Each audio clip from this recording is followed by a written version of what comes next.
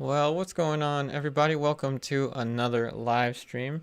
And let's all say hi to Dondo, our moderator, for the comments, as it can get kind of difficult with a lot of comments in the virtual painting sessions. So, hello, everybody. Hello, Stephen. Again, Dondo, Mike, uh, Susanna. How's everyone doing? So, this is the Rembrandt that we were working on before, quite a long time ago actually. I haven't touched this painting in who knows how long, and this, among other things, will be a pre-recorded video after the stream is over. So that means that once the stream is over, it takes however long it takes on YouTube, but the footage will be available for you. Now, I'm going to list out the colors. So I have titanium, not titanium. It's been so long since I've used titanium. This is the Flake White Williamsburg. This is Gamboge Lake Extra Old Holland, Yellow Ocher Deep Old Holland, Cadmium Red Vermilion Williamsburg, Alizarin Crimson Lake Extra Old Holland, Rublev's French Umber, Ivory Black. This is Williamsburg and Old Holland, Ultramarine Blue, but something is missing. Actually need to put some medium out. I forgot to put the medium out. How is everyone doing again? Feel free to ask me anything during the virtual painting session. And I also have the link, hopefully I do. I'm pretty sure I have the link to the photo reference for this painting in the description box down below. So there we go. I just put my Venetian medium. So now I should explain that the painting has been oiled out. The entire painting has been oiled out. Hey, Bruno. The entire painting has been oiled out. What that means is, I don't usually say this, but I would recommend to err on the side of caution with this. So I have a little tube.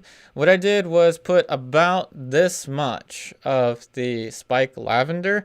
That being said, I'm kind of out of spike lavender now, and then maybe this much. So about 1/10 of oil to the rest solvent, which is spike lavender. Hey, Kathy, thanks for joining us. Hey, Jesse, good afternoon. Oh, you got your tools ready to paint along? All right, let's do it. No, I haven't tried watercolor, but I have done acrylic. But yeah, let's go ahead and get started. Again, feel free to ask me anything. I'll do my best to read as quickly as possible. And of course, we got Dondo here moderating for us. So thanks again, Dondo. So what I'm using is Ivory Black and French Umber, a little bit of medium. So by oiling out, this brings back the luminosity of the layer of paint that I had previously. Not only that, but you'll see this. It kind of helps to paint semi-transparent applications of oil paint, aka glazing.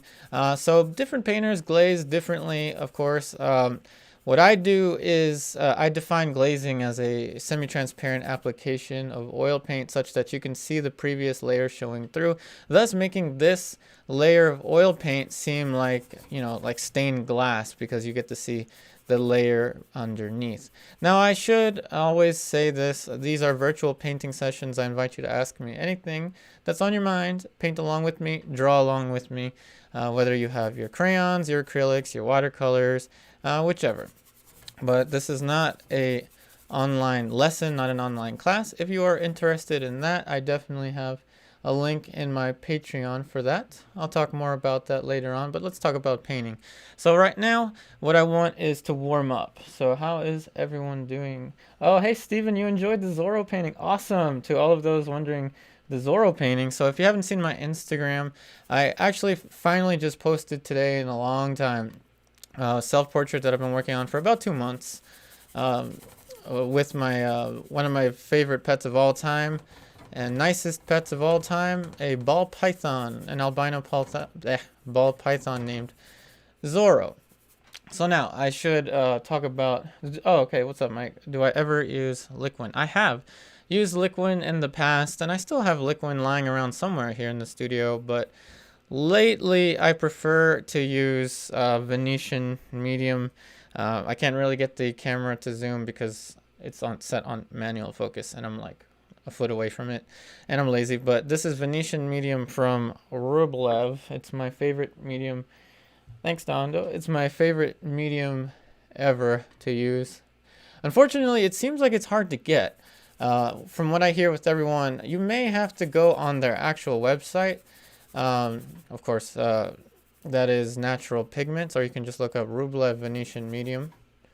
Again, I'm not sponsored by them or anybody, so, you know, it's not like an advertising plug. So, in putting in the background, see, this helps you reconnect with a painting in such a way that, you know, if I were to reconnect with this painting after not touching it for, how long has it been? Like 2 weeks now? I don't even remember.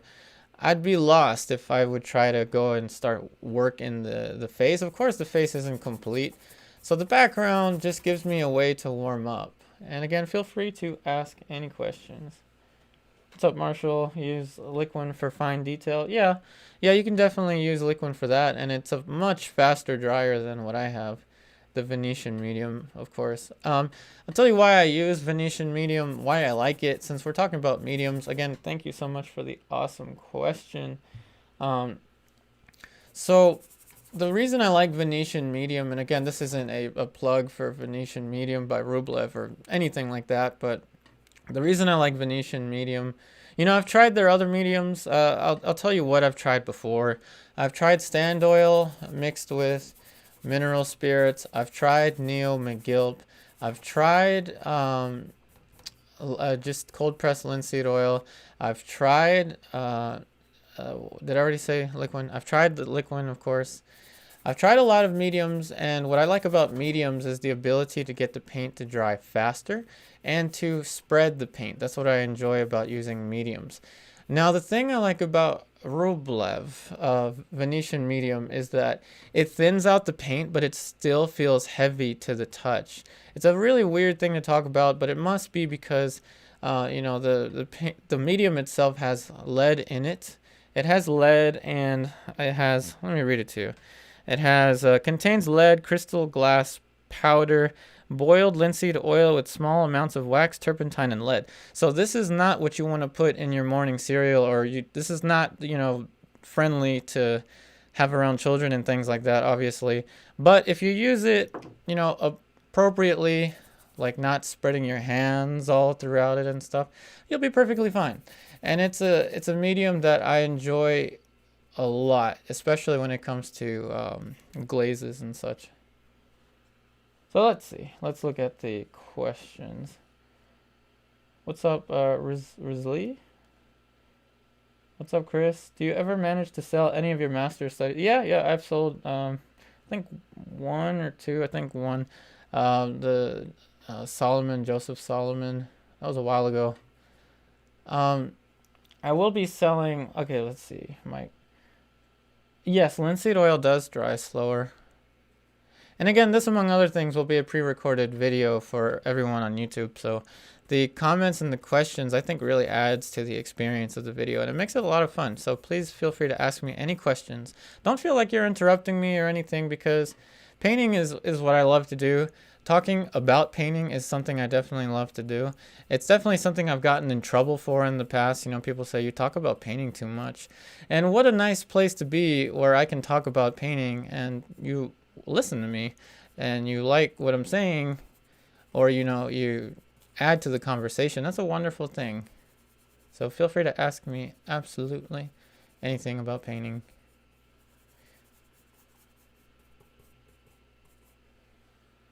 Let's see here. So Bruno, lead-based mediums are banned in... Oh, wow. That's not good. Yeah.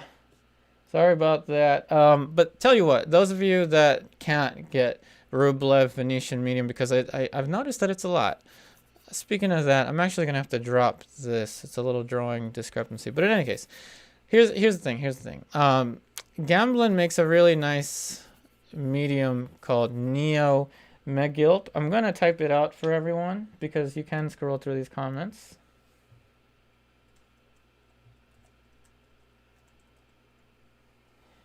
All right, so check this out. Neo McGilp. For those of you that can't get, I'm pretty sure that doesn't have lead in it, but for those of you that can't get that medium, definitely look up Neo McGilp. It's pretty much my second favorite. I dare to say it's my second favorite medium to use. And if you're wondering what I'm doing in the painting right now, Again, I'm still warming up. There's a lot of dark that needs to be painted in here. And if you're wondering how the paint is flowing so freely on the surface, it is because it was oiled out. And again, like I said, I only recommend oiling out your painting after the third layer at the most of color. I broke that rule because this is still an underpainting, but if we don't tell anybody, we'll be fine. So in the photo reference, hopefully you can see the photo reference all right. I realize it's kind of dark. What's up, Bruno? You have Neo McGilp. Excuse me. You have Neo McGilp. Yeah, it's a really great medium. I mean, I enjoy it thoroughly. I actually like it a little more than Liquin. Yeah, of course. Mike, yeah, I mean, I enjoy talking while painting. Like I was saying, I mean, I'm someone that gets in trouble in usual conversations with other human beings because I always talk about painting. It's just something that I always talk about. It's something that I think about constantly. It's an obsession, maybe, but it's something that I enjoy doing, learning, teaching.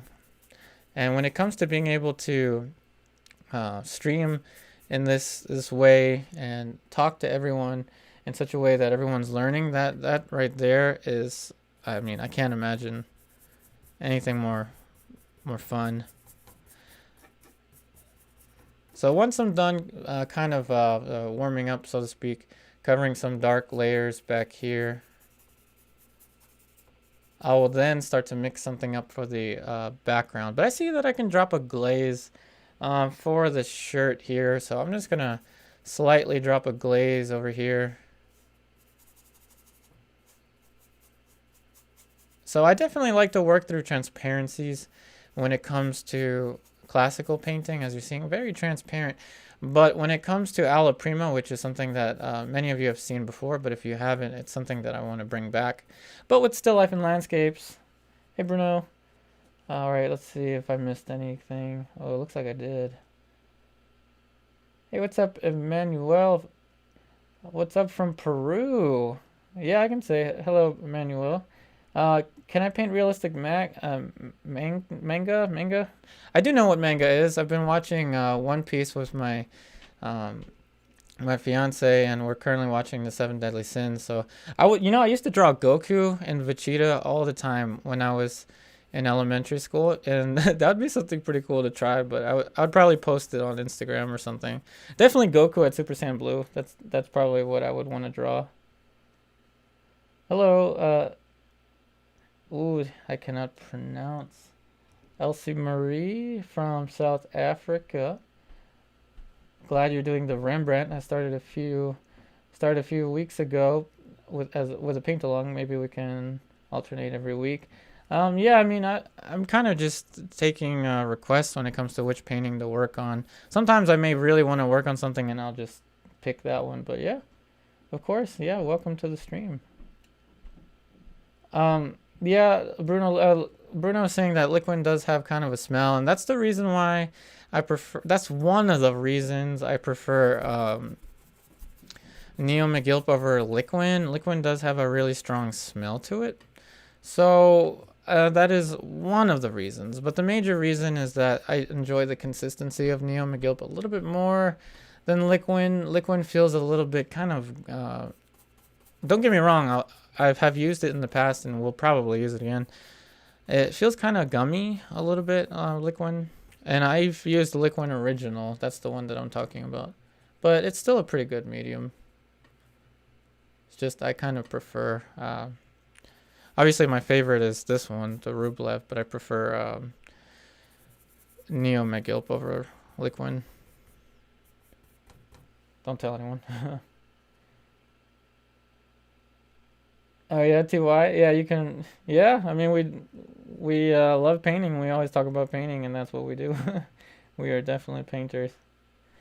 All right, so now I think I'm gonna go in with that kind of greenish color in the background, and I don't think that during Rembrandt's time there was really access to many. I know that they had lapis, the original ultramarine blue. But I'm going to go with a ivory black. Let's use a palette knife. I'm going to go with ivory black and flake white to make a gray. And then I'm going to make the gray kind of greenish using the yellow ochre. And again, this is definitely a painting session, so feel free to ask me anything, paint, draw along with me, anything that you would like to add. Oh, okay. Yeah, yeah, Mike. I mean, the different smells of the materials are kind of an interesting thing. You know, contrary to what a lot of people say, I really enjoy spike lavender. Spike lavender is, I heard of it first from one of my painting friends who has a studio in Baltimore named Karen Warshaw. As I'm saying these names, I realize I should type them out, so I'm going to type her name out.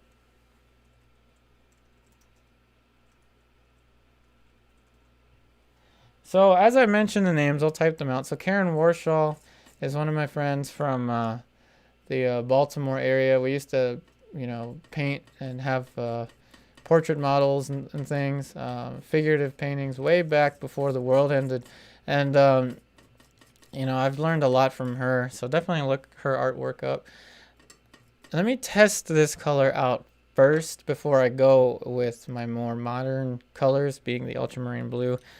So although Gamboge is kind of a historical color too, so shouldn't be too much of an issue to use Gamboge like extra.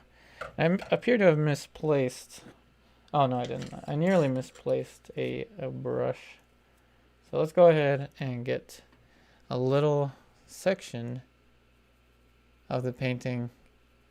And see, that's too light, of course. It seems too light. It always depends on the screen that you're looking at. All right, let's see here. Manuel, are you replicating the Rembrandt technique? No. Oh, thanks, Dondo. You found her website. Awesome. So Dondo put the website of my buddy Karen Warshaw. So no, I'm not trying to replicate per se, but I am at this point in these mixtures conscientious about the type of colors that Rembrandt would have had. Now, Rembrandt didn't have the genuine blue in much of his portrait paintings. The genuine blue they had back then during this time in the 17th century. I don't remember. I don't know the whole name, but it's lapis something. So a little more ivory black. So you can actually get a pretty interesting kind of a earthy green. Though I'm not really getting it. I may just go for the ultramarine blue and Gamboge. I think this is working, but no. I yield to Gamboge. Gamboge like extra is a nice color to tint yellowish, so I probably won't need much more than that. And again, let's keep the comments coming as I do think this adds. Hey Ugo, greetings from Naples. Well, greetings from here in Maryland. 20 minutes away from DC. Greetings to you. What lighting do I use? That's a very good question. They're pretty much all the same from what I noticed. NEEWER, newer brand. LED lights. I also have the lights of my room, just a regular light on as well. Just because I noticed that it was kind of dark, and it's still a little bit dark. But, you know, if I adjust the settings any higher on my DSLR, it starts to get kind of too blasted in the lights. So, all right, so I'm making another mark, and I'm going to stand back, and I'm kind of testing to see. There you go. Thanks, Marshall, for typing the lapis lazuli. There we go. That's the color I was talking about. That's the genuine ultramarine blue that during this time period, I believe they were using, and I believe, correct me if I'm wrong, I believe that Vermeer had this color.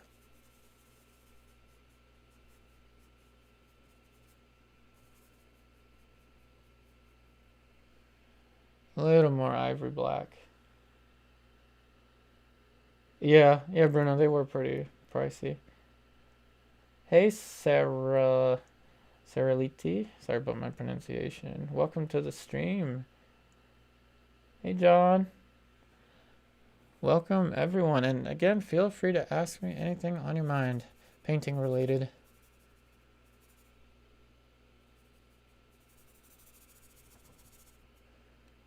All right, so it's a little ambiguous over here. So there's kind of a dark tone. I don't know if it has to do with the way the painting has aged, but I see a dark tone. And I'm very cautious not to make this too blue. I'm in a danger zone of making that too blue. So a tiny bit and a tiny, tiny, tiny, tiny, tiny bit of the cadmium red vermilion. Did I say tiny? Very tiny bit of the cadmium red vermilion. So what you want to do is use cross complementary colors if your color is coming out too bright. So I'm very tiny until I get the consistency that I want.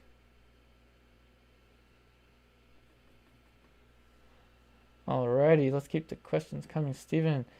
When I say DC, I mean, Washington, DC. I'm like 20 minutes away from it. Maybe 25 minutes, but no more than 30 minutes.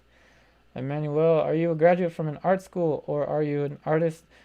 So let's see. I did go to an art school in Philadelphia, Studio Incominati. I attended the school for 1 year. I also have trained with another artist named Paul Hamilton. No, I'm not a graduate from an art school. My degree is actually in math. I have an undergraduate degree in pure math, not applied math, pure math. But painting has kind of always been my thing, even before the math degree.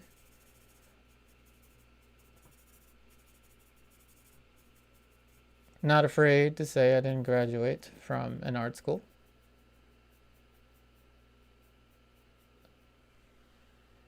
All right, let's see. Did I miss any comments? What's up, Bruno?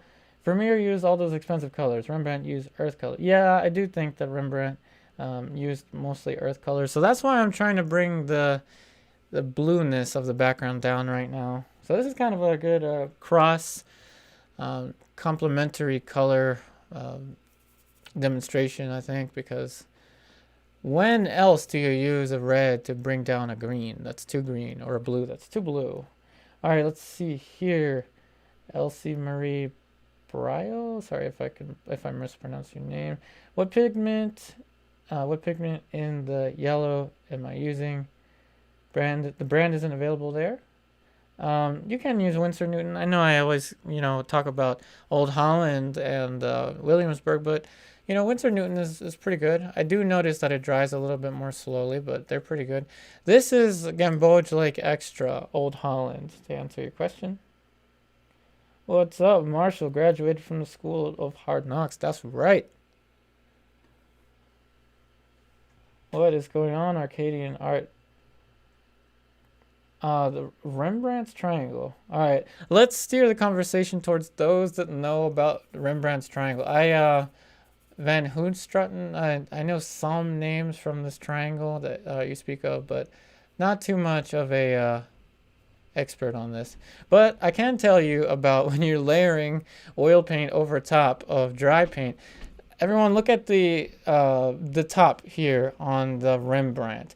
Now, if you go to the photo reference Google Arts and Culture, you'll see that Rembrandt most likely did something like this, because you're going to see how the paint overlaps the white of the underpainting. Do you see this as I'm putting down this brushstroke? Now, you may need to zoom into the photo reference to see this, or go to the Google Arts and Culture. But this little band right here, I was contemplating on it for a while, but it is evidence of layering onto dry paint, so you can tell that Rembrandt had utilized the underneath layers in this painting. But now getting back to the comments. So yeah, Rembrandt's triangle. Not entirely sure how many others other than Van Hoenstraten were in there. So yeah, feel free to ask me anything.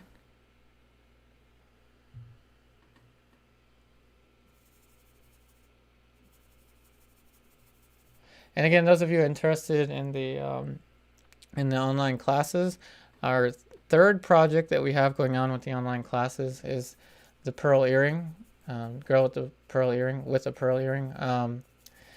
Yeah, I have a video of that on YouTube, but I was contemplating taking it down. I really didn't like the way the painting looked in the end, full transparency.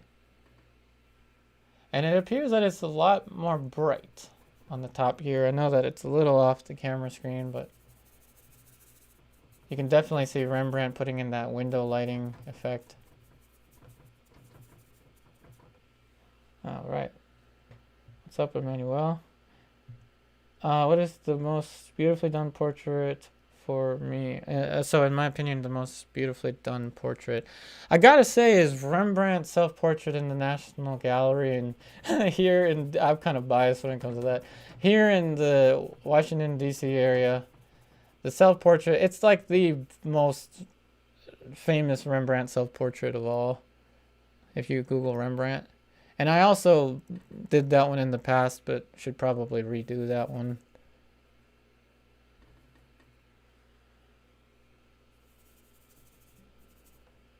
Let's use a little bit of French umber.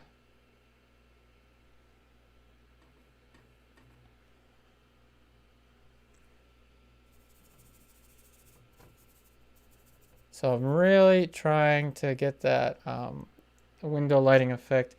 I do think that it needs to get brighter here, and then eventually I'll add some of the details in the hat. Yay, we got some more questions. What's up, David Dowden? We have a umbrella, okay, cockatoo, sensitive to resin and petrol fumes. Have you been using artist walnut oil as a medium? No, I have used it in the past, but it does take a little too long to dry. If we're talking about pets, I actually keep my pets in a separate room away from my painting studio, and I have a fan in the front of the room where my pets are located to, you know, further protect them from any kind of fumes. Alrighty, more questions. Awesome. The Turner self-portrait. Oh yeah, gotta check that one out. Although I think I've seen that. What's up, Arcadian Art? The book, yeah, it's probably, yeah, the book is all over the place. I agree. What's up, Steven? So yeah, the pearl earring is definitely kind of a rite of passage when it comes to, you know, master studies. It's definitely a one painting that everyone copies at least twice. So yeah, we're going to get into the booklet, and it looks like the booklet is definitely, it needs to be angled more this way. But at the same time, it appears that if I paint it the way I see it, it's going to be cropped off to the side. So I think I'm going to stick with what I have, even though it's not, you know, 100% true to the original image. I may adjust it slightly to try to make it closer to that of the Rembrandt. But again, it is a master study. Let's go ahead and darken over here since we're working these values.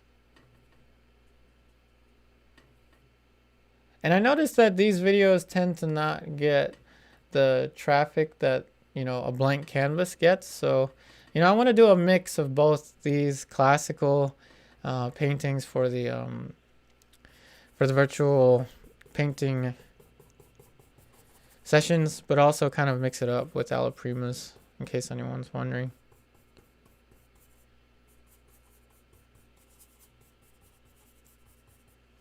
All right, let's see. Let me get to the questions. Bruno says he loves Rembrandt's portrait. It's a beautiful old woman with a white collar. Yeah, I think we've all seen that one. I guess digitally. I haven't seen it in person. Yeah, Rembrandt's definitely a, you know, he's kind of he has been interpreted as a, you know, person that could kind of see to the soul of the sitter. Painter of the human condition. Is what I remember him described as. Now I'm going to go ahead and put in a kind of a darker tone here. I do realize it's kind of hard to see on the screen. Thanks, Tondo. Oh yeah, the Mona Lisa, yeah, definitely, Marshall. But that would take a while. Steven, Zested? I haven't heard of Zested mediums. Yeah. I mean, as far as the toxicity, I understand. I've had students when I was teaching in-person classes before the world ended. I had students that had allergies to these materials. So definitely worth looking into Cobra if you have any issues with the toxicity of traditional oil paints. Cobra talons. So I'm painting in this kind of like fog background that I see. I'm actually gonna have to paint to the top. Will it fall? The question is the Rembrandt gonna fall flat on my face? We'll see. Let's keep the suspense going. I'm trying to put in a softness to this gradation of light to try to get this passage of light to look, like how Rembrandt described it. That seems about good. Now let's try not to drop this. Cool. Oh yeah, so if anyone's curious about the surface that I'm working on, if you missed the beginning of this painting, which was again a long time ago, if you missed the beginning of this painting, I've definitely got to put, I have to put the links for it in the description. That actually slipped my mind. But if you missed the beginning of, this is a 16 by 20. Does someone want to help me out and convert that into centimeters in case you're, you use centimeters. But this is 16 by 20 inches. This is a ampersand gesso board panel. One of my favorite panels ever to work with. Okay, so now that I'm pretty satisfied with the background. All right, let's see some more comments. You use walnut oil as a medium sometimes. That's perfectly fine. As long as you use, not if you don't use too much, only drop wise. Yeah, drops. You can also, okay, I use it to wash my brushes during the painting sessions. Absolutely solvent free, no smell. That is true, yes. Hey, Alexis. So when it comes to walnut, there's also walnut alkyd. I don't know if you've seen the walnut alkyd. I did have walnut in the past, but it was a walnut alkyd. But walnut oil in particular is pretty good actually in skin tones because it yellows less. It tends to yellow less historically than linseed. Although I'm pretty sure, well, I'm hoping that the cold pressed linseed oil that we have nowadays should be, pretty good, pretty non-yellowing, but only time will tell.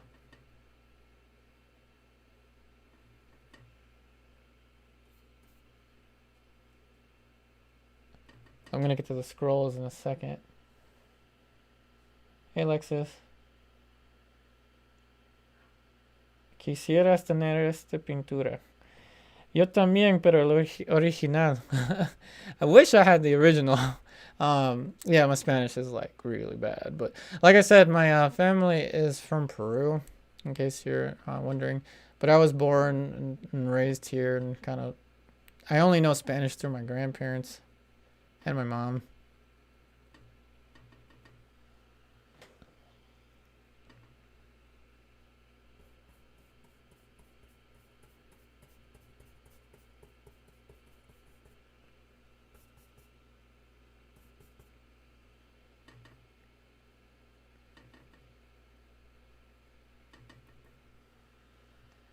$50 by 40 centimeters. Awesome. So that is the what do we call it? The wow, the conversion of the units from 1620 inches to centimeters. So thank you, Stephen, for posting that. Hey, Bruno. Okay, you do have the M-gram walnut alkyd. Oh, I get it. I'm a medium junkie too. I've tried so many different mediums. Yeah. To those that can get the Rublev Venetian, it's wonderful. But as you can tell, I don't use that much of it.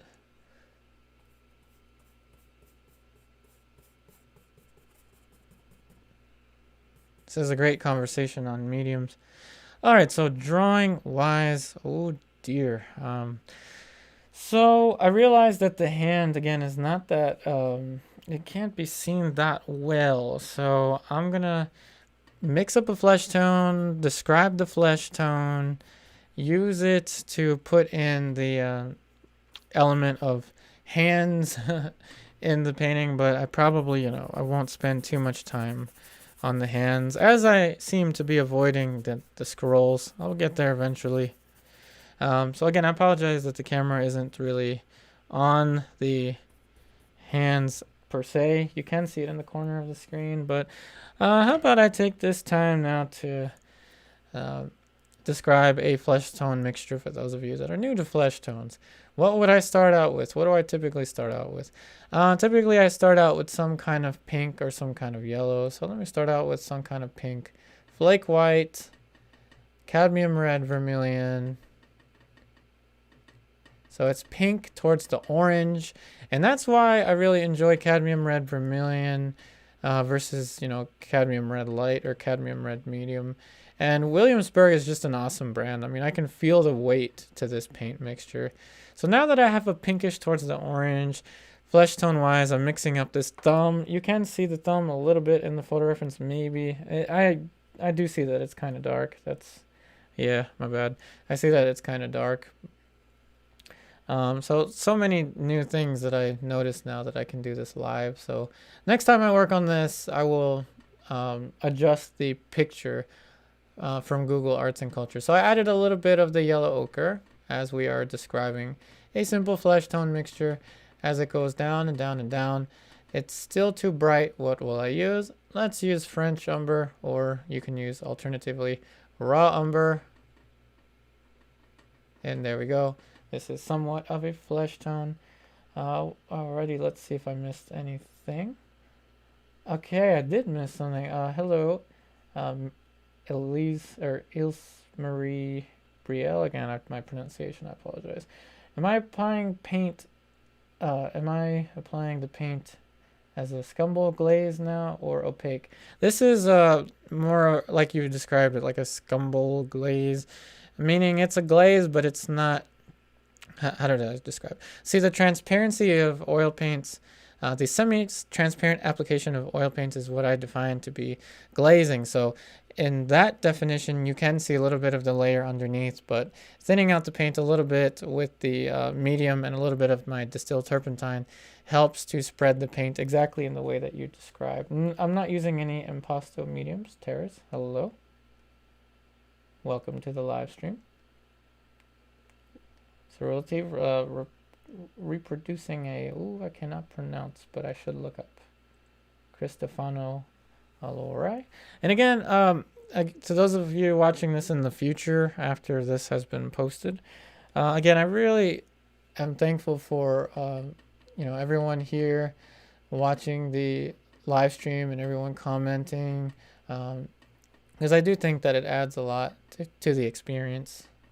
As I said, this is a virtual painting session, and there's so much that's added through the audience. So thank you, everyone that's sending questions. So yeah, I was supposed to paint the skin tone. I'm kind of running away from this area. I don't know why, but let's go ahead and put this color in that I described. And you can see it on the Rembrandt that he kind of also painted it onto his, at least it looks like it if you zoom into the original image on Google Arts and Culture. It seems like he painted it over top of the previous layer of oil paint. So it looks like it's wet onto dry. I'm just painting in the thumb, the appendage here for the thumb, down towards the wrist, phalanges, otherwise known as fingers here. That can get weird. I'm gonna take that out. What's up, Edward Fleming? MDF as a panel, and yes, I do use MDF as a panel.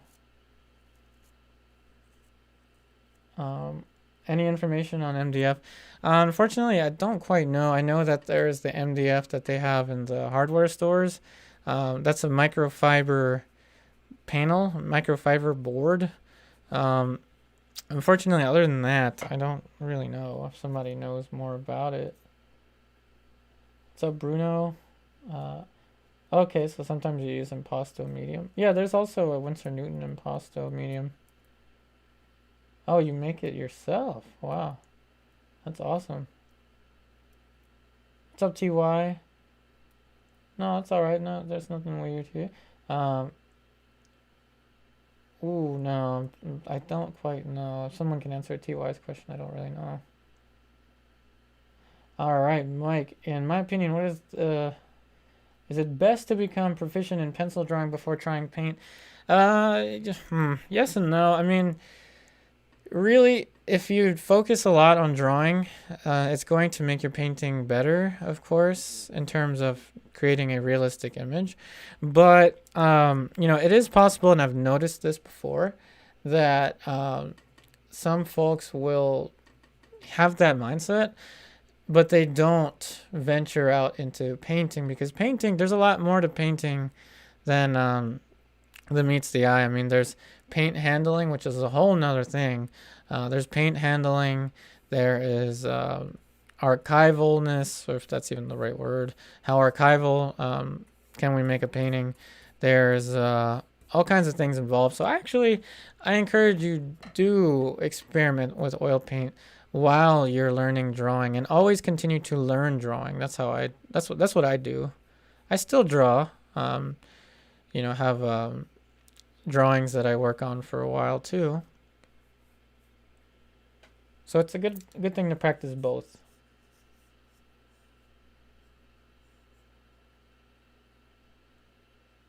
What's up, Arcadian? So I struggle with overloading paintbrush, which ends up making the paint layers look muddy. Really? Arcadian, I have an idea. This helps me. I know what you're talking about. Exactly what you're talking about. I use a ton of brushes, so right when I need to go from light to dark, I change the brush, or if I cross hues, I change the brush. And thank you so much for that comment. Again, I think this really adds to the viewer's experience. Once this is out as a pre-recorded video, but also to the live stream, of course. But that was a great comment. Thank you for that comment.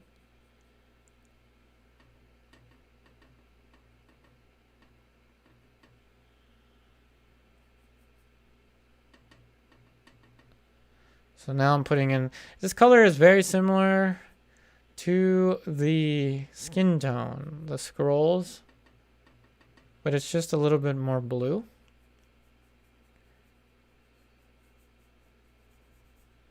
And I don't believe Rembrandt painted it this thin, but this is just the look that I'm going after. And I do realize it's off in the corner, so I'm going to quickly move into something that's more in focus. So I'm going to paint this at warp speed. Switching brushes now that I'm changing hues. So again, everyone feel free to ask me anything on your mind. Anything painting related. I also heard someone told me that Rembrandt would go and purchase older looking clothes for his self-portraits, which is something I didn't know. That he would go out and for the specific reason to purchase older looking clothing for these paintings. I had no clue. Did anyone else know that? I didn't.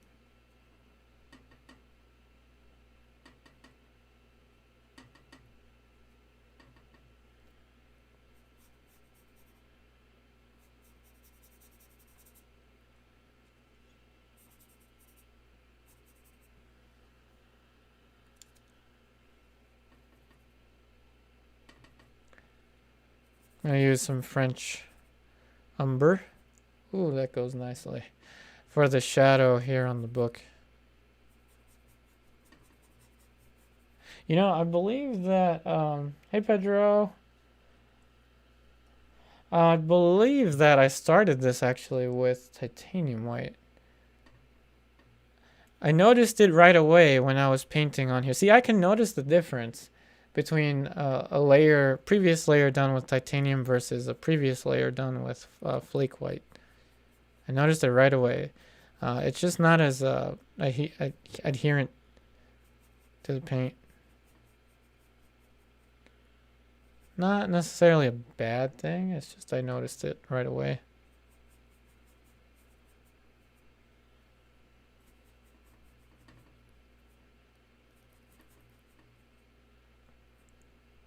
Whoops. Changing values. Let's see here.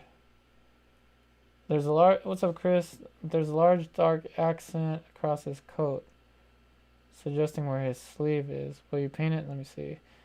Large dark accent. Oh yeah. Oh yeah. Large dark accent here, suggesting where his sleeve is. Yep. I'm gonna get to this. Let's get to it now before I forget. I'm very likely to forget. What's up, Stephen? So the BBC documentary that mentions the theory on his clothes. Oh, okay. Thanks, Stephen. Yeah, I've seen one BBC, but I don't remember it featuring that. It was the Simon, I forgot his last name. Simon Shipia documentary on Rembrandt, but that one was more romanticized, I think. I can actually use a little more medium now. So let's go ahead and figure out this dark shape for where his arm goes. And I'm kind of avoiding the bottom as it is kind of hard to see on the stream.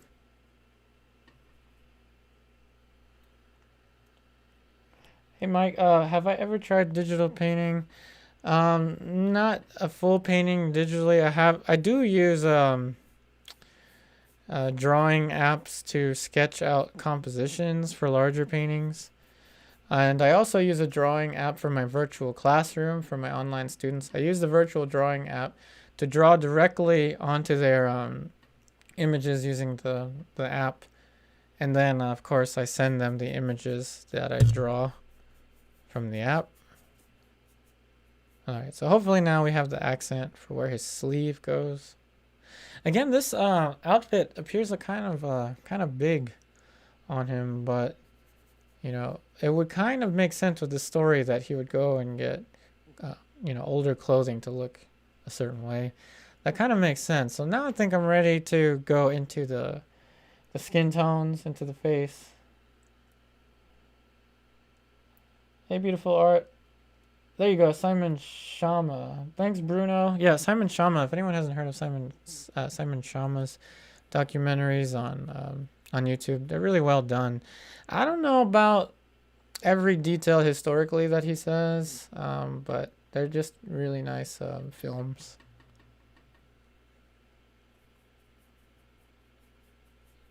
So how about we now get into the skin tones and all of that. So one of the reasons, in full transparency, one of the reasons I was avoiding coming back to this is I've noticed with the YouTube channel, it seems that most folks don't really care to see this part this is called building up a painting. That's how I define it in my online classes. When you're building up a painting, when you start to introduce glazes, and I find that in general here on YouTube there's less interest in this, so I kind of avoid it. Hopefully with streaming, let me know if you like this. Oh yeah, what's up? Yeah, Dondo does do really nice digital artwork, so let me know if you'd like this. Building up a painting, the more slow paced stuff, let me know if you like this. The numbers don't agree, but if you want to tell me in person here that you do like this kind of footage, I can definitely do that. Or if you want me to work on this off camera and then just show you the finish, I can do that. But I don't know. It's up to you. It's up to what everyone wants. And I'm using half paste now for the light on the hat. And I'm going to get into details with the hat.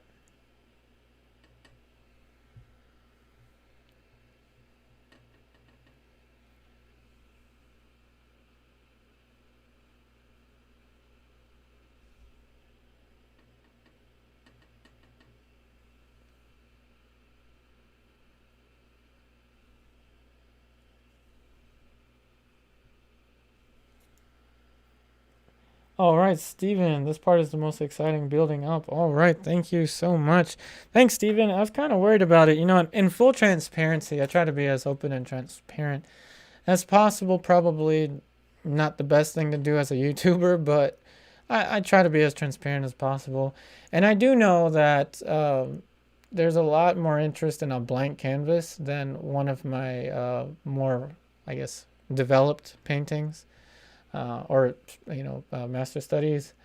There seems to be more interest in the blank canvas when it comes to thumbnails and descriptions and things like that. But if you have an interest, like Stephen does, again, thank you, Stephen, in viewing this, I will show you this. Maybe I should do a poll. I need to learn how to do polls on YouTube. But thanks, Stephen.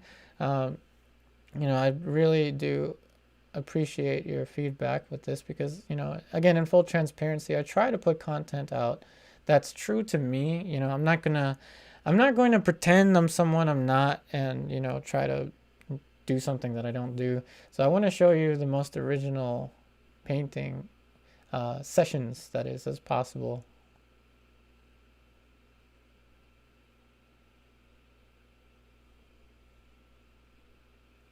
And I do see a kind of yellowish mark over here. I think it would have been Naples yellow, genuine Naples yellow, because it's a little too bright to be yellow ochre.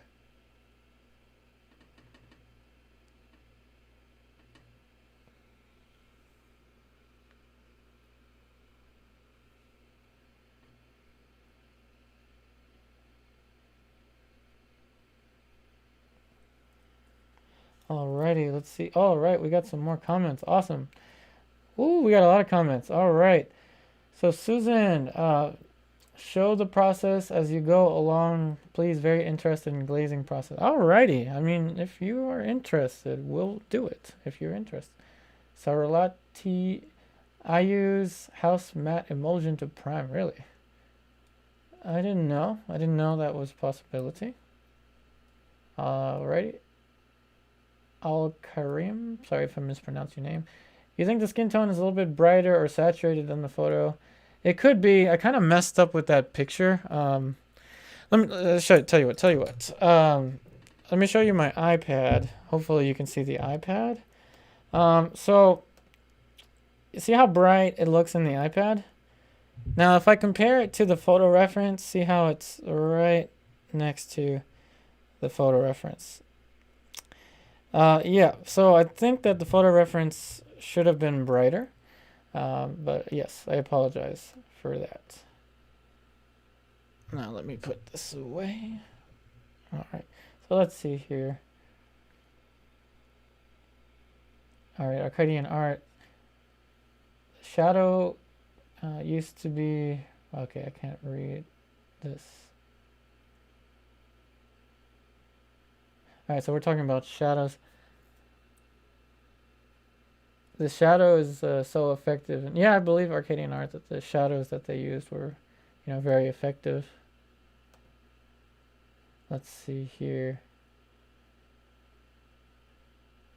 All right, Ilse Marie asked me, thanks, I'm glad that you like this building up layer. So what do I think about rosemary brushes? I can't really think anything about rosemary brushes. I haven't tried them, unfortunately. I know that they're highly recommended out there by a lot of other artists. So I do. How to put this? How do I put this?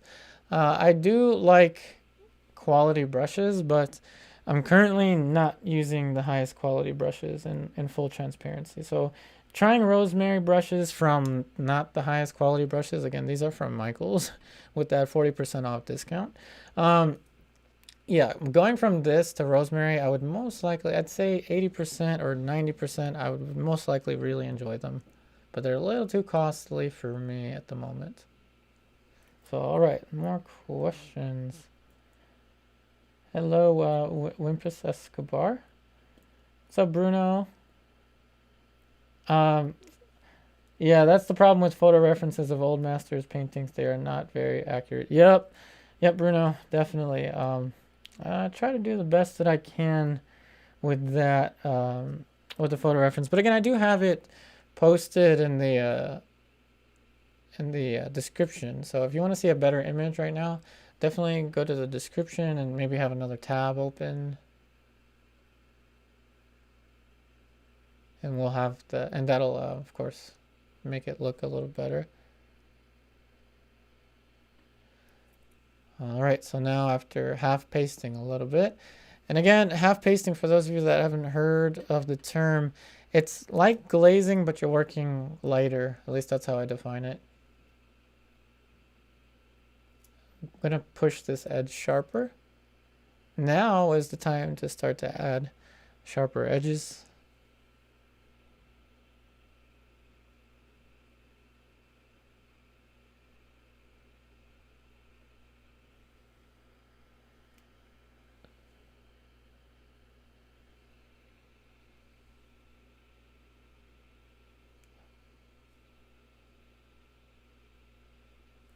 All right, so that also gives me a nice cooler halftone as I drag the brush towards the hat. Cool, now let's build up some of the light. Yeah, and I apologize that the photo reference isn't quite as accurate. I'm going to test something out for the sake of testing something out. I said that using a brighter color for the skin tones is a little bit less realistic, and I'm gonna test that out for a second. I didn't intentionally try to make this too bright, but as you're seeing the difference in the photo reference on my iPad, I see that the forehead is almost, when I squint, it's almost the same value as the hat. Of course, I won't make it anywhere near that value because, of course, we know that photographs distort from nature. But I digress. I'm going to try this out. But testing one spot at a time. Now, I get this question a lot about how to avoid chalkiness. And when you're getting towards really bright skin tones such as this, one of the best ways to avoid chalkiness is flake white. Now, if you don't have access to flake white, thank you so much everyone that's commenting, because now I know that not everyone has access to flake white. So everyone here, you are definitely educating me as well. Honestly, my most favorite substitute for flake white is made by Gamboge. Gamboge's flake white replacement. So those of you that are watching and are kind of bummed out that you can't get flake white, lead white in where you're located, Gamboge's flake white replacement, from my experience, is the closest.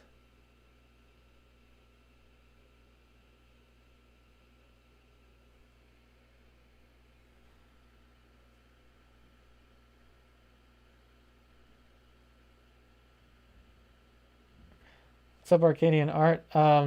Recommending visiting art galleries and staring at master paintings. And yeah, definitely. I mean, I highly recommend that as well. When I was younger, I would almost always go to the National Gallery, like every weekend. National Gallery of Art in DC. And would really just stare at Vermeer's paintings, along with Rembrandt as well, but there's something about it. And also Baltimore Museum of Art. Is anyone here from my area? And wondering if you're here from the Maryland, Virginia, DC area. But in either case, I also would spend a lot of time in the Baltimore Museum of Art, where I was really captivated by Vigie Lebrun. Elizabeth Louise Vigie Lebrun, her paintings.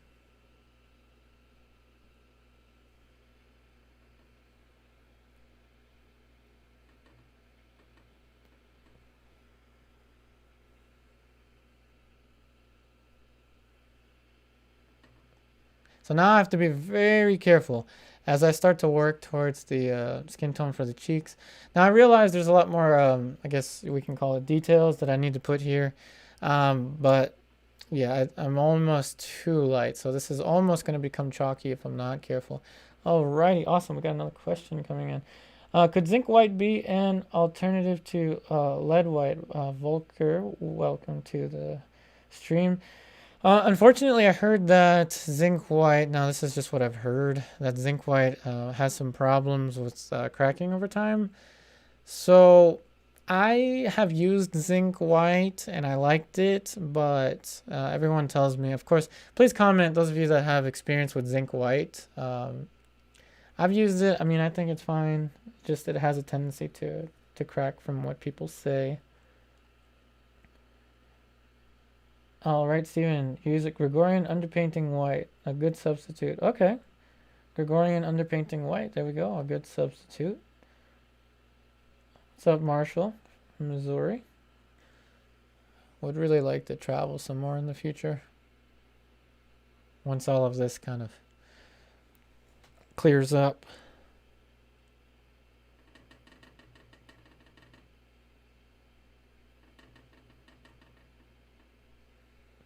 So we've just passed an hour. So from last time, from the last stream, I realized that this was kind of a fun thing to do. So I'm going to go ahead and introduce a live chat topic, question. So I didn't really think this one through as much as I wish I should have. But I'm going to start with one of the ones that everyone loved to talk about last time, if you were here on the last stream. So let me see here. Wait, hold on. Never mind, I got a new idea. So Eric. Okay, so Eric has answered the question on the zinc white. Titanium is pretty good, but again, it gets too bright. How about this? I'm going to write something. This is going to be the question we talk about for a little while.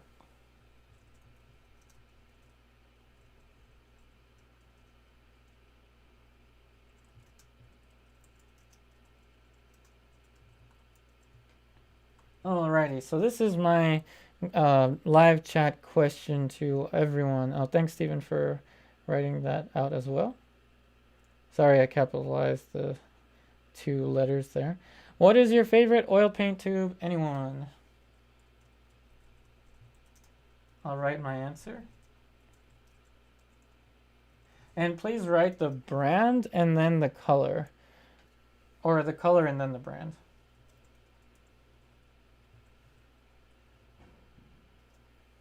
So I wrote the color then the brand. Cadmium red vermilion. Alrighty, let's see here. Alright, wait, okay, Stephen, you like Winsor? Which Winsor, Stephen, which is your Winsor Newton, which is your favorite color from Winsor Newton? As I start to go into the more detail here. So I look forward to hearing everyone's responses. Mine is definitely the one I'm about to use right now. Cadmium red vermilion Williamsburg. That is my favorite paint tube.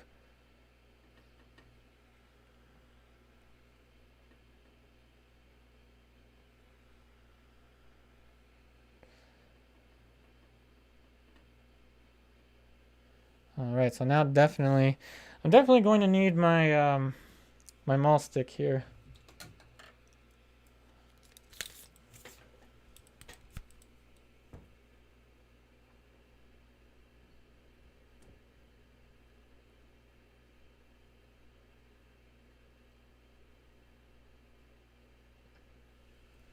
Now we're really gonna get down to the nitty gritty with this, as everyone starts to write their favorite oil paint tubes.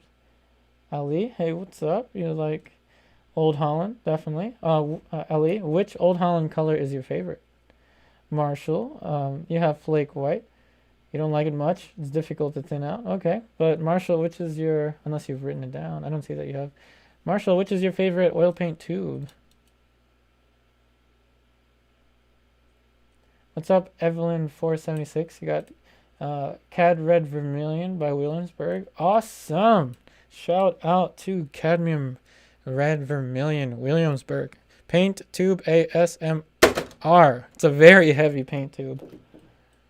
Let's see here. Arcadian Art Yellow Ochre Winsor Newton. That's a solid choice. Michael Harding's Transparent Red Poly Palette. Awesome. Crawford and Black Ultramarine Sorority. All right. Bruno coming in with Michael Harding, Cobalt Teal, and Indian Yellow. Those of you watching the stream after the stream has ended, or those of you just, hanging out with us, definitely take a look at the colors that everyone is mentioning, as I do believe that this is a very educational, conversation, very educational painting session that we're having, because we're learning about all kinds of different paint tubes. This is awesome. Eric used Blue Ridge oil paint, Ultramarine, and Rublev Vermilion. Oh, you got Rublev Vermilion. Ooh, envy. I want the Vermilion color from either Rublev or Michael Harding, but I can't quite get myself to spend that much money yet. But I do want those colors for sure.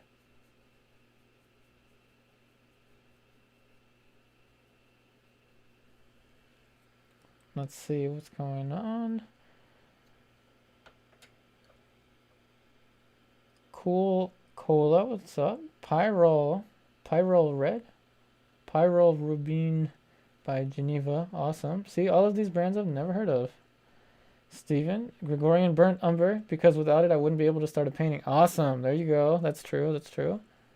Ali Karim, Transparent Red Oxide Old Holland. Now that sounds like an interesting color right there. Marshall coming in with Yellow Umber Deep, pretty cool. Eric says hard to spend money on that one, and we're talking of course about the Vermilion. Yeah, but gotta save up for it. But I definitely want that color. So now what am I missing here? I'm missing a lot of details. This is kind of vaporous. It's kind of not as well defined. So let's get into this. And let's learn about some paint tubes as well. Cadmium, Red Vermilion. See, I'm using my favorite paint color again.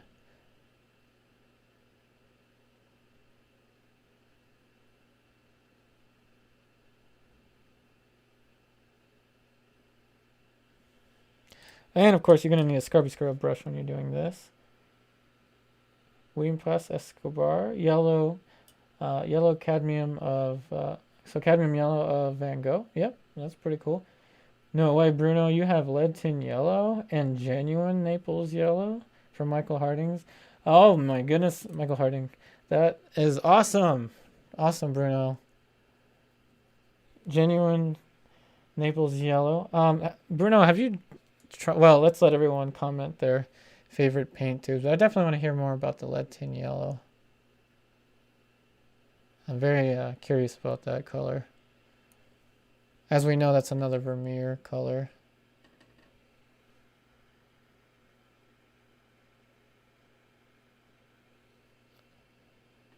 Oh, right. So what am I missing here? I'm missing some more planes. I'm actually going to zoom into my photo reference, though you can't really see. But I'm zooming into the photo reference. And I actually don't like using photo references that are too high quality, because I like to see things in a more, I guess, simplistic manner.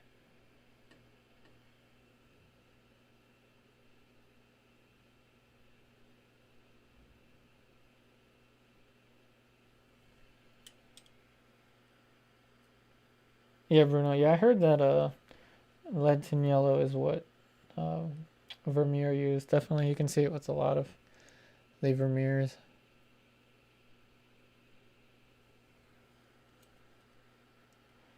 All right, Eels, Marie, hey Marie, Burnt Umber Carmine, Rembrandt Burnt Umber Carmine. That's a cool color. Yeah, I gotta check that one out.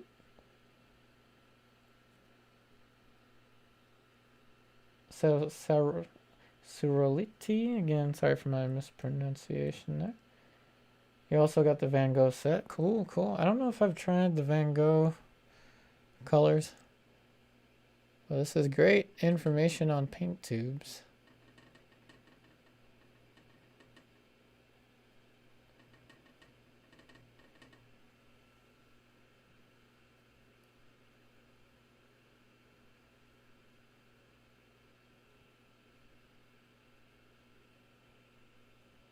Now it's going to get very tricky for me when it comes to the shadows for the face. So I'm going to slow down a little bit. So Winpress asks, which is better, Winsor, Newton, or Van Gogh? I don't know. I can vouch for Winsor Newton because I have used it. The only thing is it dries a little bit more slowly than Old Holland and Williamsburg, but I don't know. Whoever has tried both of them, let's see what you think.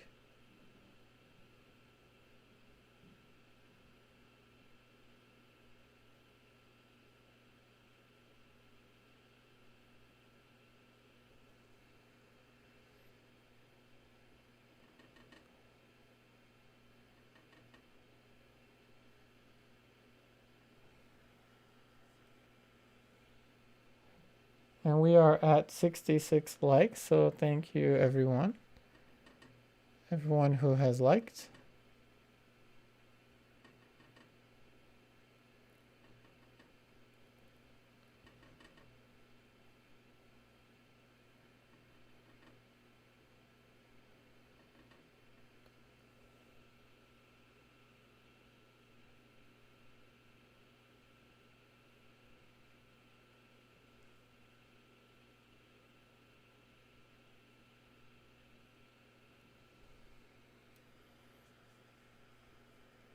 What's up, Arcadian Art? Do I prefer painting portraits or still life? Ooh, that's a really... It depends, really. I mean, there are some days where I do like still life more than portrait, but for the most part, I'm always drawn to portraiture. I don't know why. It's just something I'm always drawn to, but I do like still life for the freedom of it, not having to get the drawing. I mean, in my opinion, not having to get the drawing as like dead accurate as you know, when you're painting a face. Not saying that it's any easier to do so, to do still life, but I like that aspect about it. You know, no one's going to complain about the proportion of an apple, but they will write to me and tell me they don't, you know, like the proportion of the eyes or something like that.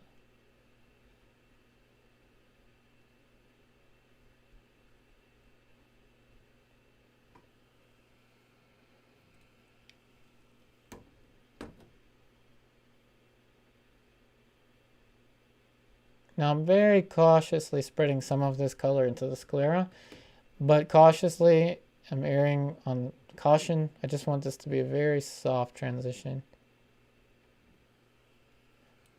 All right, let's see. So Bruno says there's a cheaper alternative to lead tin yellow. Oh yeah, nickel yellow. Almost the same hue, but not as brilliant as lead tin yellow. Far less expensive, good alternative. Yeah, I would say that. I have tried nickel yellow in the past. Yeah, I agree. Alright, now I'm going to stand back. There's all kinds of details and things that we can get into now.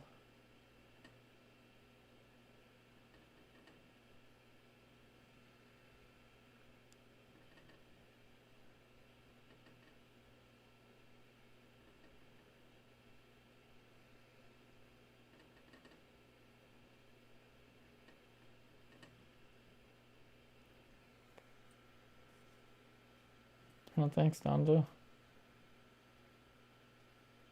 So Bruno says, fortunately, lead tin yellow is not banned in EU. You can get it from Jackson's. Oh, awesome.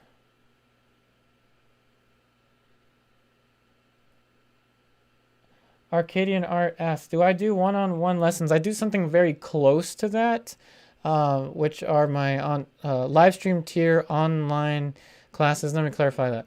So my online classes start at $10 a month. You have access to all of the pre-recorded lessons, but there's also a $20 tier, which is called live stream tier, which is, involves me filming a lesson live. So to answer your question, the one-on-one lesson would be very close to the live stream tier on Patreon.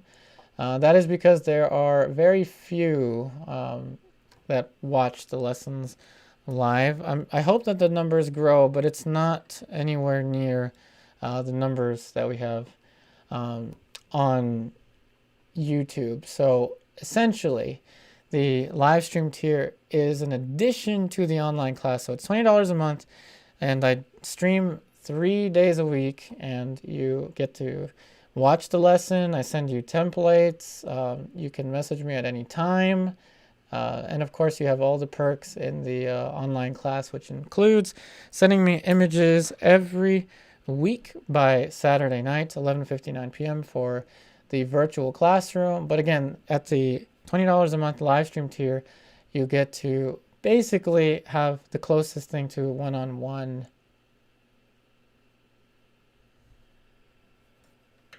Hopefully that answers your question.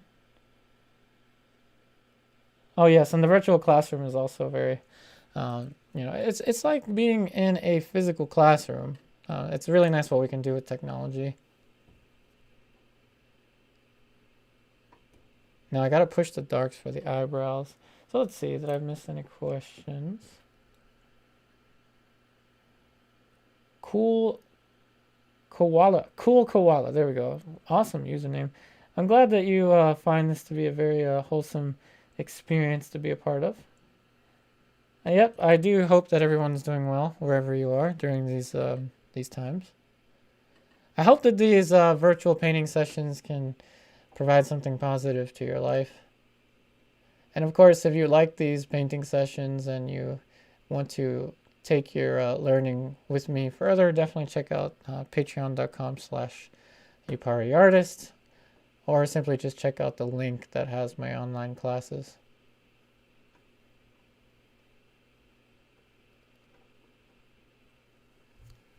Whoops, I just painted the microphone. Anyone ever done that before? Just put a halftone on the microphone. I digress. So now I need to start to build up way more texture for the nose. And I realize that the camera is pretty far away, but I'm trying to do the best that I can here when it comes to the filming. What is making the paint so reflective? Is it really reflective? Hey, Dondo. Well, I oiled it out in the beginning. That's most likely what's making it very reflective. Tell you what, let me see if my selfie stick extends all the way to my light switch. Let me know if that helps or if that makes it worse. My selfie stick actually extends all the way to my light switch.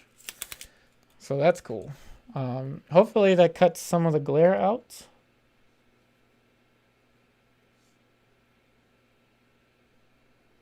Alrighty, let's see here.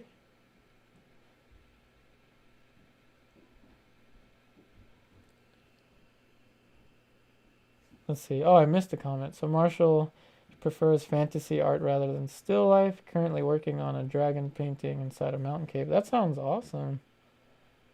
Yeah, that sounds awesome. So Bruno, you don't see much glare. Okay, that's good. Hopefully that fixed the glare.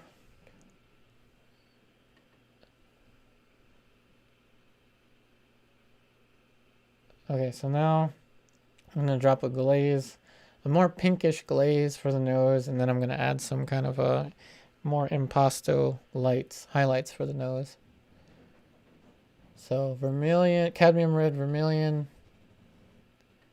using the same brush will obviously make it less saturated.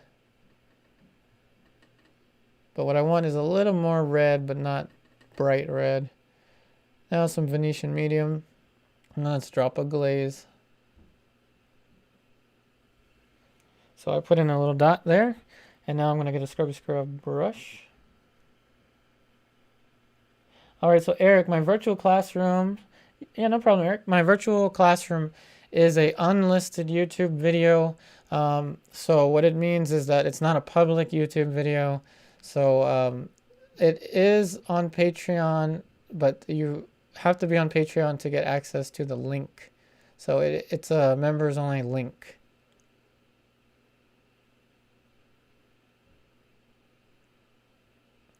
So that's what keeps the videos exclusive for my students.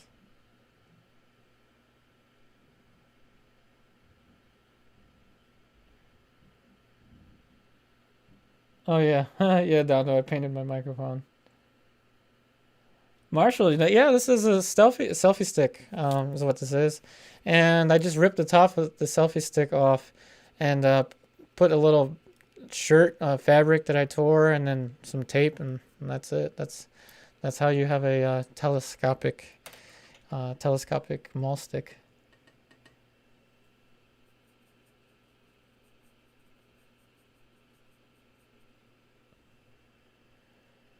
What's up, Eric Brooksby? Shout out to you for joining Patreon. If you're here watching live, Eric.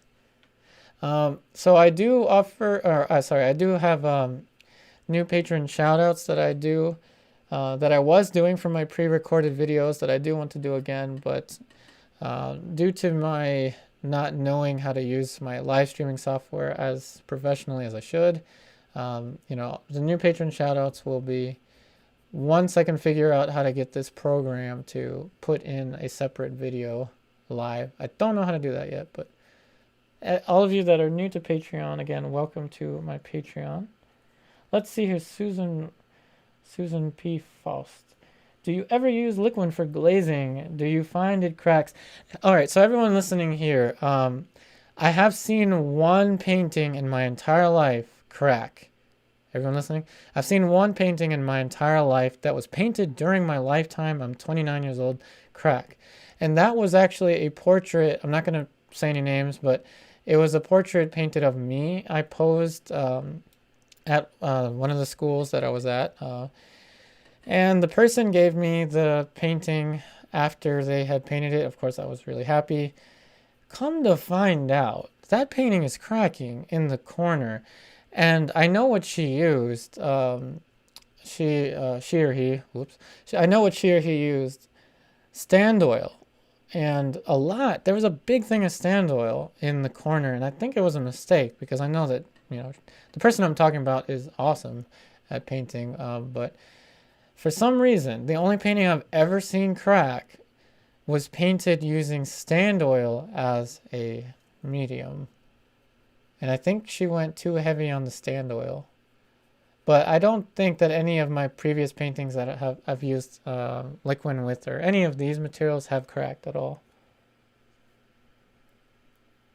Oh yeah, thank you so much, Kathy, for answering. Hey Angela, what's up? Welcome to the stream. Your favorite is Yellow Ochre of Rembrandt. Awesome. And I can't wait to see your artwork on Patreon. I'm excited. And I hope my previous message about gessoing helped you, Angela.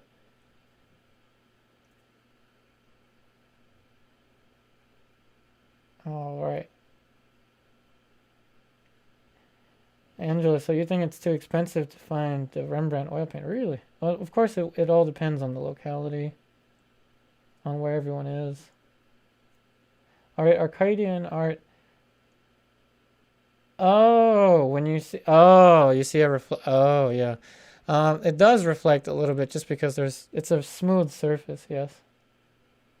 Yes, this is a smooth surface, the panel that I'm working on. And of course I went over it with the oiling out material, oiling out that I was talking about with the cold pressed linseed oil and spike lavender. And it's also the glaze that will kind of reflect a little bit.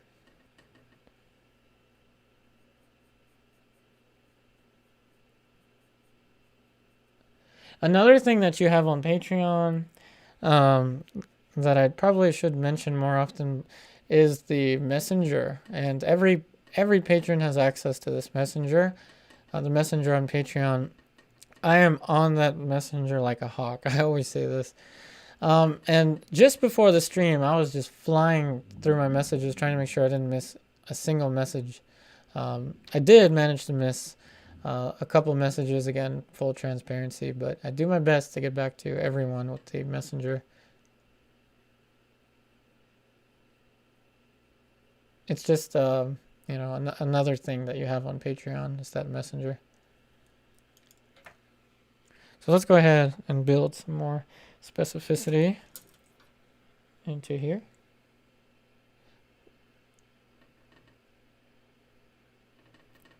Alrighty, so everyone ready for another round of questions? These are almost like icebreakers, huh? I'm gonna type it out so that I have a chance to answer it first.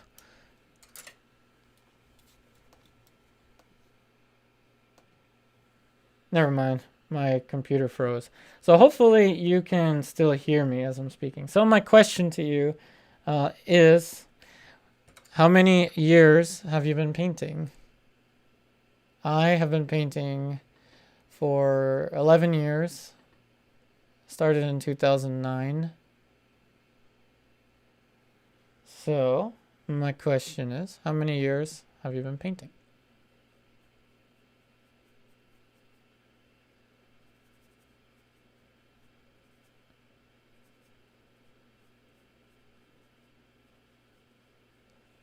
Let's see if I can now finally type. It looks like my computer was frozen for a second.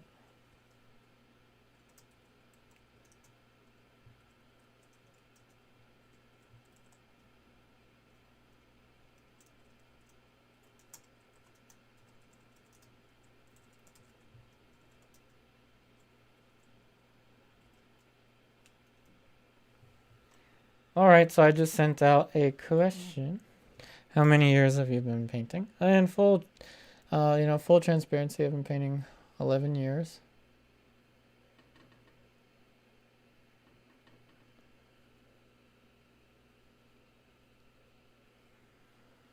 What's up, Dondo? 10 years, no formal education. Well, you've gone really far with no formal education, Dondo. Awesome. Steven, all right, 3 years. Wow. I can't wait to see the variety of different answers to this question. Ilse Marie Brielle, I'm sorry for my pronunciation. 40 years, awesome. Congratulations, 40 years painting, that's awesome. T Hong coming in with 30 with 2 10-year gaps. You know, I kind of almost have a 6-year gap. 4 to 6-year gap when I did the math degree. So yeah, we do sometimes take gaps between our painting time.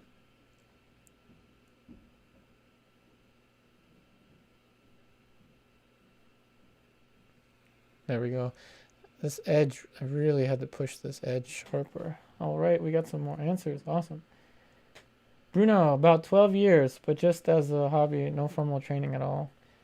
Well, I mean, if you would ever like to train with us here on Patreon, we'd be willing to have you here. But 12 years, awesome.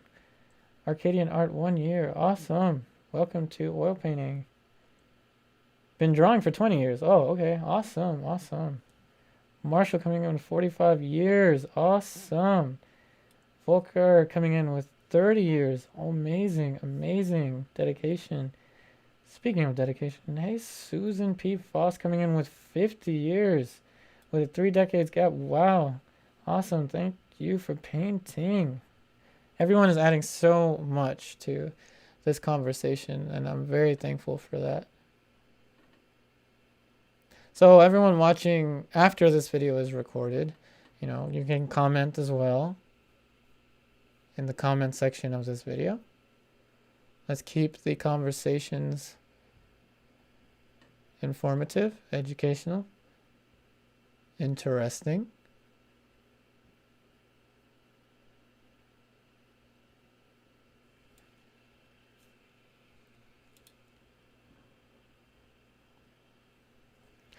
I can paint a little bit of the sclera here. Alrighty. Marshall started painting while in grad school. Awesome. Sorority on and off 20 years and college. Awesome. No, I wouldn't say that. You know, the interesting thing about classical painting or representational painting, I want to say, is that this is one of the most teachable forms of art possible. And I really mean that. You know why I mean that? Because drawing is a teachable thing. Anyone that has the determination to draw can learn how to draw. And if you want to be really good at painting, representational painting that is, then you have to be really good at drawing. So therefore, if drawing is a very teachable thing that I feel like anyone can learn, and you need that in order to learn painting, then I say that painting is a teachable thing. Representational painting is a teachable thing that anyone can learn. And I'm very proud to have my online class student body to prove that, because they are progressing wonderfully in my online classes. I'm very proud to have every one of them, including you, Donda. I'm very proud to have you. I really enjoyed seeing your digital artwork and your representational artwork. So all of my patrons here that I know are on the stream, Kathy, Angela, Dondo. If I missed any names, please feel free to comment. Let's see here. Bruno, retired early from your job. And then that's okay. Art supply junkie. Yeah, I kind of am like that too when it comes to oil paints. Yeah, Dondo. Yep, practice. You remember your first painting? It was a goblet of wine. Awesome. I still have my first oil painting. I showed it once on a YouTube video. If anyone has seen my first oil painting, comment down below. It's in a really old YouTube video.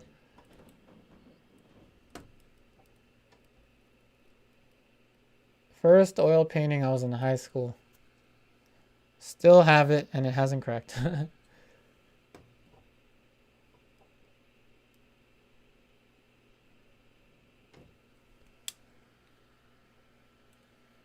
That should lead to another interesting question.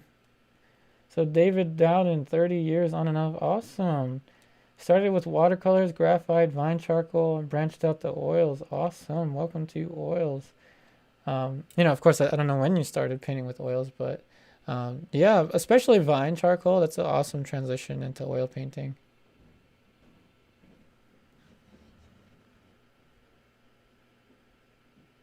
What's up, Alejandro? So you're okay. So yes, to answer your question, he asked, is the reflection from the medium? Essentially, yeah, it is shiny because I oiled it out, and of course, I used the sponge. Excuse me. I used the sponge to take out excess oil. So forgive me for not being able to explain more of that process, but essentially, I add more oil. After about the third layer, I oil out. Not excessively, but I oil out just enough to bring the luminosity of the painting back. It's actually a little bit of a darker red here that I missed. What? How did I miss that?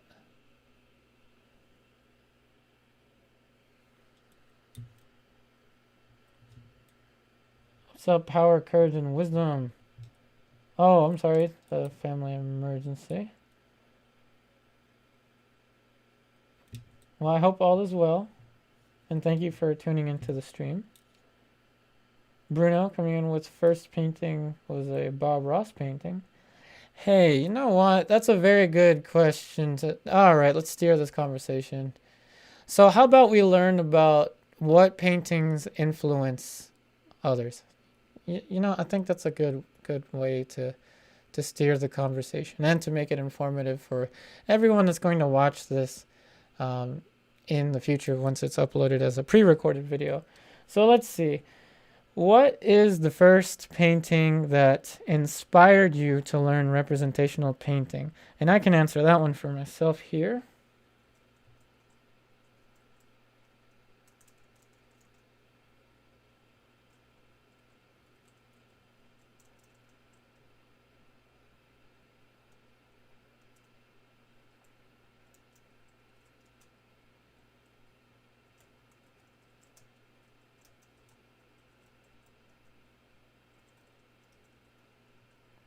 So my what actually encouraged me to begin oil painting, one of the big ones was an Elizabeth Louise. Oops, I forgot to put her middle name. Louise Vigée Lebrun, and it was a red. I can't remember the name, but a portrait that had a lot of red and details on it that I remember seeing in the BMA.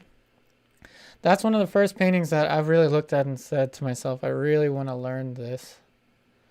So everyone, what is the first painting that you saw that really motivated you to pursue representational painting?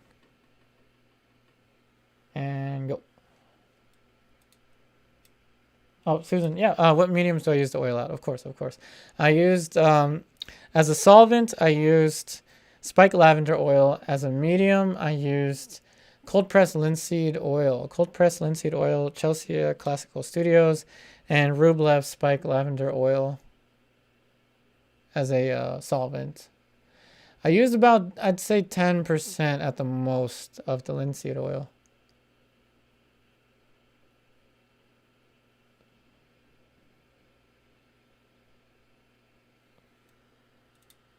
Dondo, so Bob Ross, awesome. And Power, Courage, and Wisdom, Bob Ross as well, awesome. He put you fast to sleep. Yeah, I heard that I tend to put people to sleep. That I may have a similar thing. David Dowden coming in with Tamara Limpica Bella. Okay, I gotta look this up. Thank you for posting that. All right, take care. Power, Courage, and Wisdom.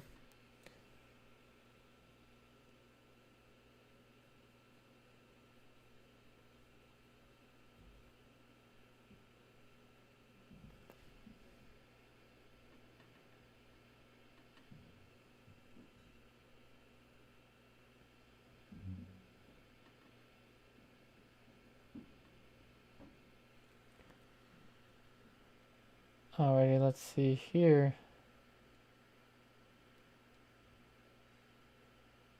Alright, Bruno, here in Germany, there's a TV station that broadcasted Bob Ross's show. And an endless loop for 20 years. Really? Wow. Talk about marketing. That's awesome.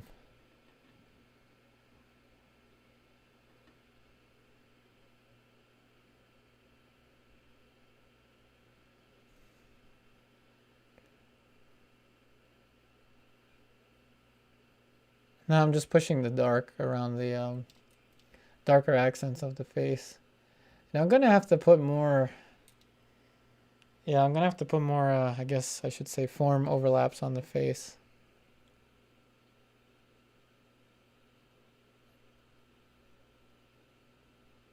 It's a little too smooth.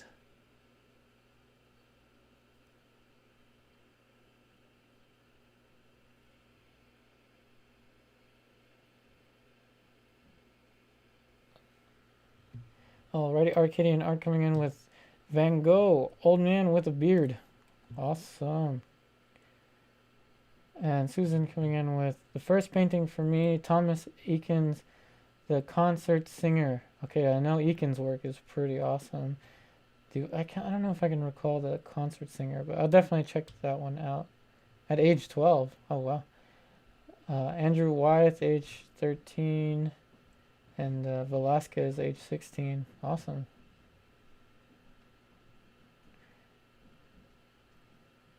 Oh, wow. So Bruno says that Bob Ross is going to play again on that TV show. Most likely he'll use it as a... to go to sleep as a sleeping age. Or a sleeping aid.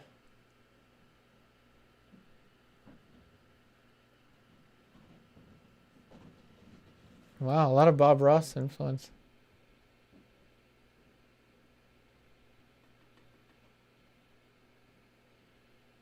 So I'm going to start to paint more form overlaps here.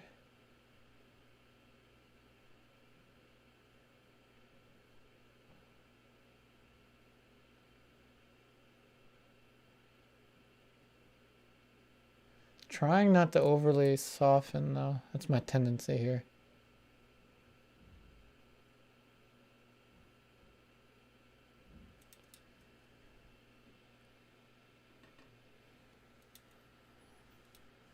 let's see, Ils Marie Braille La Belle Dame Saint Mercy. Okay, there we go. Another one I have to look for.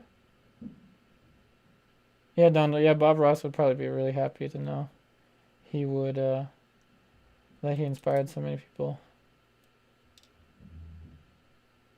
So Marshall has a collection of over 200 tubes of paint of different colors, brands, and sizes. Wow. Now that's a good collection to start, but I'd probably, knowing me, if I had a collection of oil paints, I'd probably end up using them, to be honest. Now I'm mixing up a darkish color with the Alizarin Crimson Lake Extra Raw Umber, a tiny bit of Ivory Black.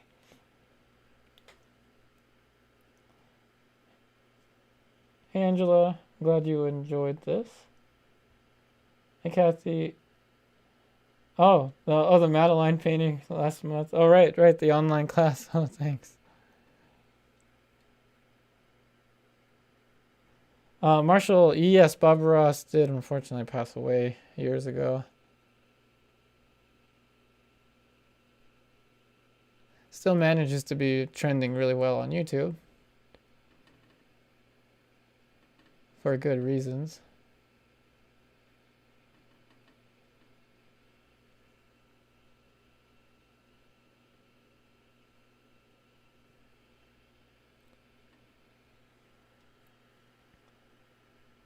Bob Ross died in 1995. Hey, Mike Draw Paint. Oh, don't worry. We'll be here for quite a while more.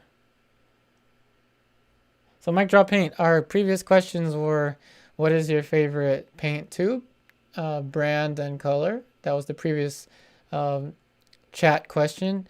And then the question that everyone's currently talking about is, what painting or painter, in particular painting and painter, inspired you to pursue representational painting?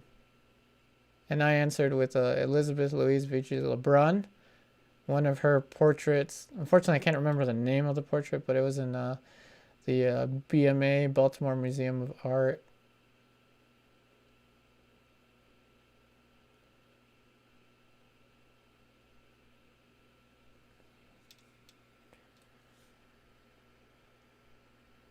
Hey Brenda. Yeah, Bob Ross unfortunately passed a long time ago.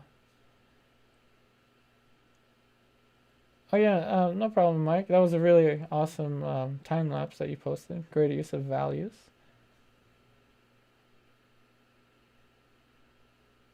What's up, Steve? Steve. Hi, my name is Steve. I have a paintbrush addiction. I can't help myself. You know what? I'm kind of similar. Who else just enjoys holding a paintbrush throughout the day?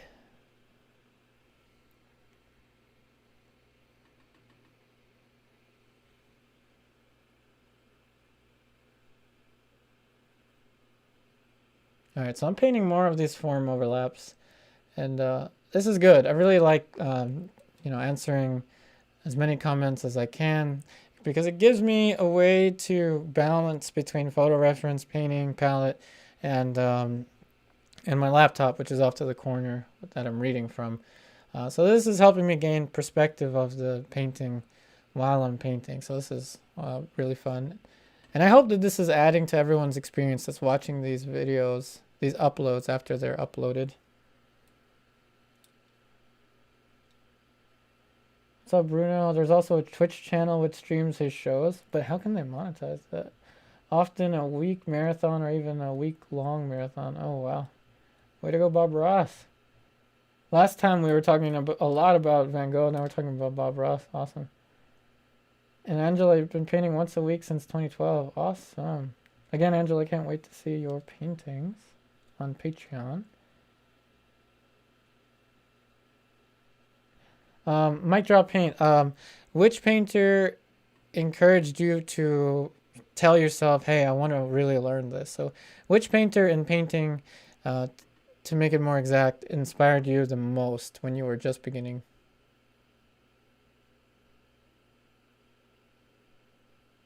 And for a lot, the answer is actually Rembrandt. But for me, it's Elizabeth Louise Vichy Lebrun in the very beginning. Or Vijay Lebrun. Probably mispronouncing her name.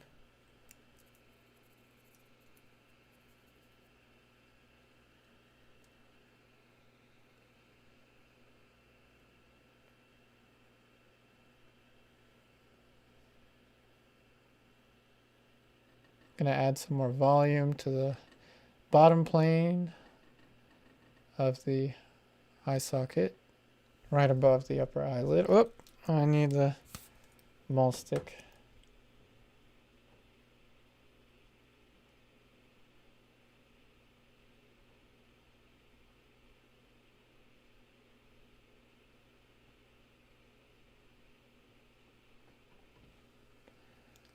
I have his eye a little too, the tear duct of his eye a little too far to the right. So let's see if any more comments have come in.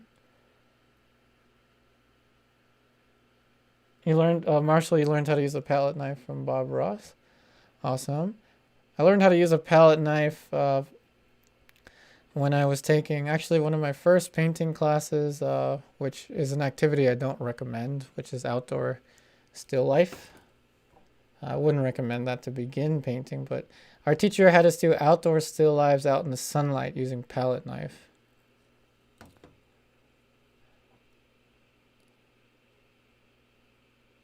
And yeah, I still have that palette knife. It's this palette knife. This palette knife is like probably the oldest tool that I have.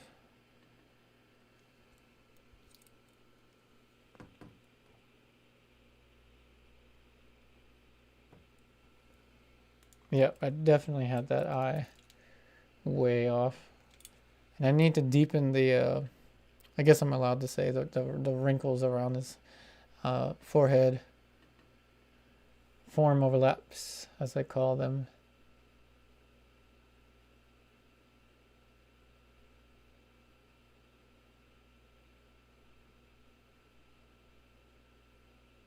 It's one of the things I really love about glazing is that I can subtract if I feel like it.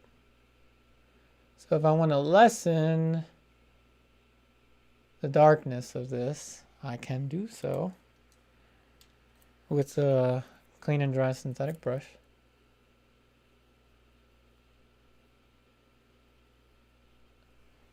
Alrighty, let's see here. Have I missed anything? Alright, mic drop paint. The Sistine Chapel inspired you so much that a painted mural. Yeah, I mean the Sistine Chapel definitely.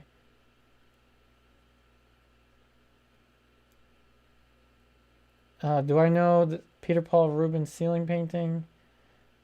I'm not sure, but if I see it, I probably will remember it. Oh, thanks, Bruno. Thanks for your wonderful comment.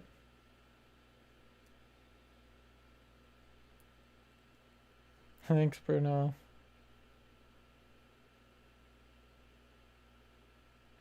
Mic drop paint. No, at this stage, I'm not doing impasto. Impasto was in the beginning of the underpainting with this one. And again, I have to post the, if you haven't seen the previous uploads of this one, I have to post the links to those. But I usually will put impasto, mic drop paint. I usually put impasto in the, pretty much the first underpainting layer. Whether that be color underpainting like the Van Dyke that we started a little while ago. I usually will use thicker paint for impasto in the earlier layers, and now I'm just building onto that. Does anyone want to see a close-up of the face even though you will lose the palette?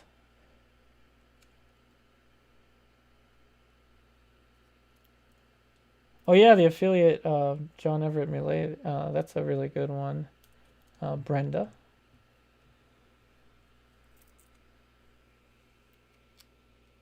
Whoops. So I'm going to push this darker yet again. So let me know if you want to see a close-up of the face. Just know that you will lose the palette shot for a little bit. I'll do my best to manual focus it.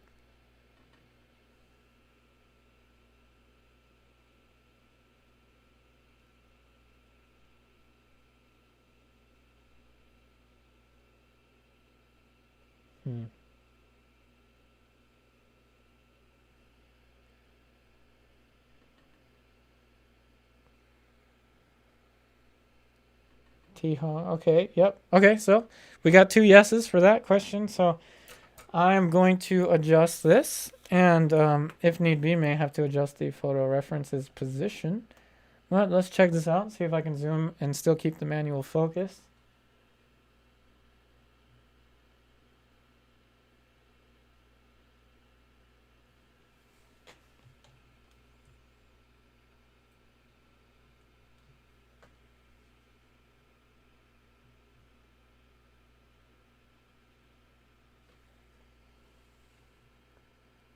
Whoa, it's like we're on a ship. The ship is capsizing. Okay, alright, so as we zoom, I'm also going to lift the camera a little bit more. Okay, it's really hard for me to gauge this right now. Hold on a second. The other day, someone asked me about, what's it like setting up a live stream, and let me tell you, it is complicated, especially an HD one.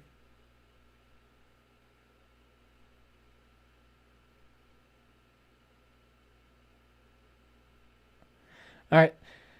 Let me know if it looks all right. I just adjusted of course there's a little bit of lag, but I just adjusted the camera and the manual focus so you can see more of a close-up of the face. You have now lost the shot of the palette, but if you're interested in seeing the palette again, then I'm going to have to zoom out, which, I don't mind, so we can keep it like this for a little while and then return it back upon request. And as you can see, I'm just pushing the darks. Hey, Bruno. Oh, okay. I'm glad that the picture is coming out all right. I'm glad you can see.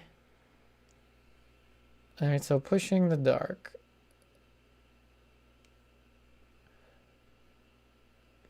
And it actually does, I said this before, it does help to have a kind of blurry photo reference from time to time, because it kind of automatically simplifies it for you. Yeah, Marshall, I'm sorry you thought you were getting seasick. Yeah, it kind of does that with my tripod. But we're here. Thanks for hanging on, Marshall. Thanks, David Dowden.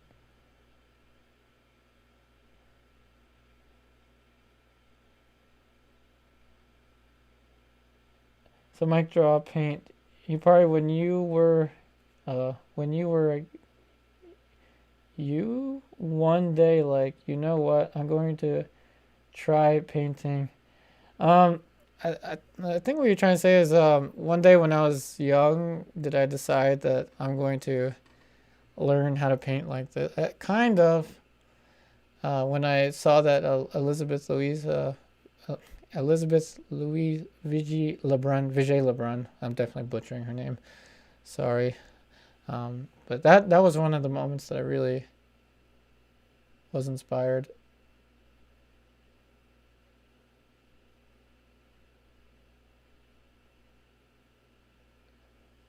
So we're darkening the nose, and we're going to add a plane here for the bulb.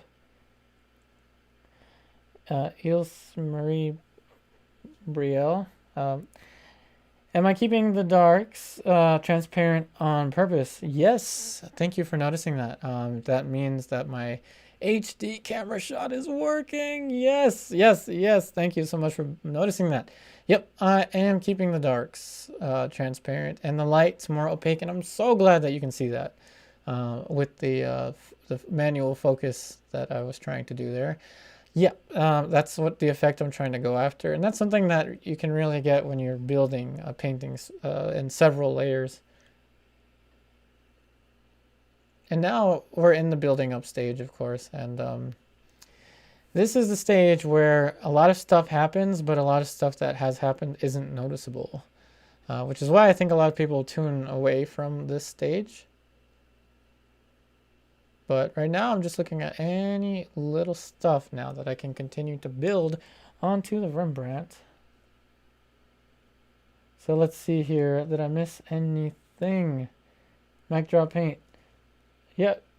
Thanks for everyone that has liked. I have 0 dislikes. Wow. I usually have a dislike before I even start. So that's awesome. I guess the ones that just watch my videos to dislike are probably asleep or something. I don't know. What's up, Steven? Is anyone else watching this on their TV and commenting using their tablet. Oh, that's pretty smart. It's actually really smart. Oh, I'm on a TV. What, Steven, for real? That's awesome. Hey, Cheryl, you've been painting for 45 years. Wow. Awesome. Mic drop paint. What famous paintings have you seen in person? The very famous Rembrandt painting, the self-portrait that I butchered the last time that I made a video on it. I made a Rembrandt alla prima, and that's probably one of my most hated videos. But that one, if you Google Rembrandt self-portrait, the very first one that comes up, I have seen that one in person. I've seen girl with a pearl earring in person, Vermeer. I've seen the Four Sisters, I forget the exact name, from John Singer Sargent. I've seen some Nelson Shanks paintings in person, which of course Nelson Shanks is my superhero. Anyone that hasn't heard of Nelson Shanks, please feel free to ask me. What else have I seen? I've seen the Woman Holding a Balance. I think that's what it's called, by Vermeer. I've seen the Vermeer painting with the red hat. I don't know the name of it, but there's this colossal sized painting in the National Gallery in DC. Rubens, where I think it's a narrative religious painting. You have someone surrounded by lions. I've seen that one. I've seen some Terbruggen paintings, again in the National Gallery in DC. So let's see, what else have I missed? Ceruleity, almost looking like Rembrandt on the palette. Oh, okay. That's good. Oh, hey, Dondo. Oh, you're doing that too. You're looking from the iPad. Awesome. Oh, TV and tablet. And I keep mispronouncing your name, Marie Brielli. I apologize.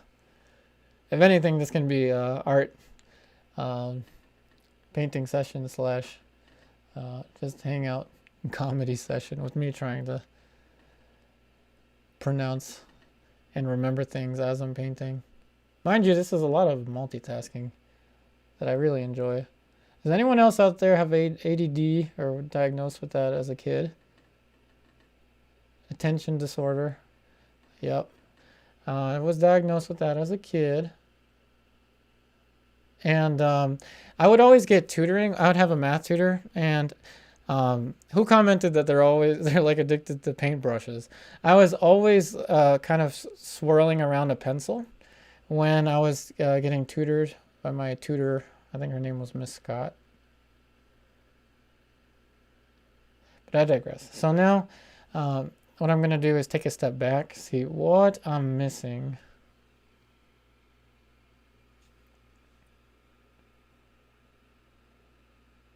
So let's see here. So it looks like the encoder is telling me that the internet has been lost. So if anyone is experiencing slowdown, let me actually comment down.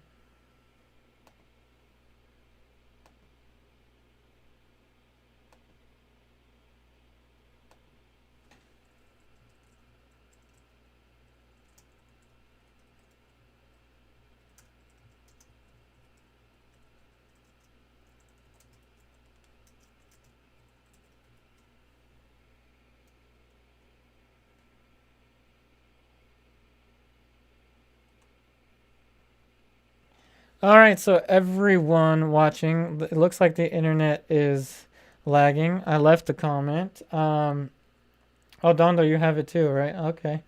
Yeah, we can definitely relate on that. But I just want to comment about the internet. So those of you that have lost connection with me, my internet isn't the greatest. I try to do what I can with it, but oftentimes if someone in the house that I'm living in is using the internet while I'm streaming, I will lose a little bit of connection, so I apologize for that. But I do notice that I need to push a little more of depth into the face. So I apologize if you lost the stream.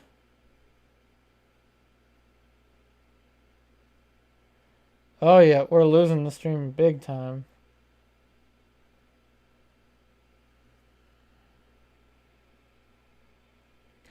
Yeah, so it appears somebody is using my internet at the moment. So that's most likely ruining the stream.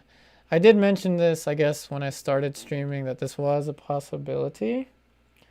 So I apologize for those of you that have signed out. I guess you're not watching anymore, but I apologize for everyone that's experiencing the internet lag. Again, it's nothing I can do. People use the internet in the house, and I can't do anything about it. Apologize. But I'll still stay here painting. If you still have connection with me, please feel free to comment just so I know that the stream is working. Oh, okay.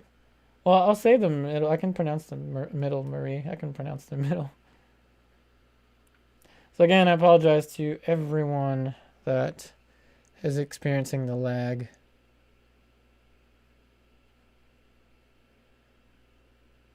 And what I'm doing is just locating the darkest darks, pushing them accordingly, and then gauging the darks from there. That's what I'm doing. So I'm kind of keying the darks in the same way that I key the lights.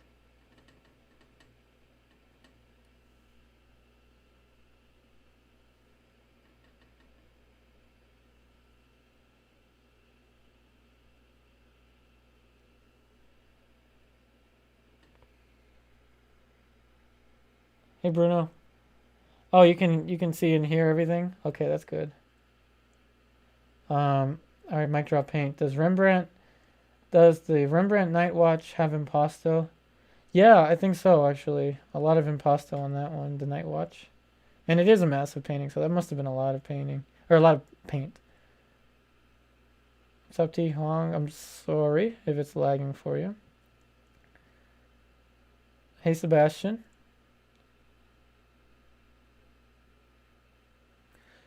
So it seems that we still have some viewers left, so definitely hang in there with me. I'm sorry about the internet connectivity. As I put in a few little lights here for the facial hair.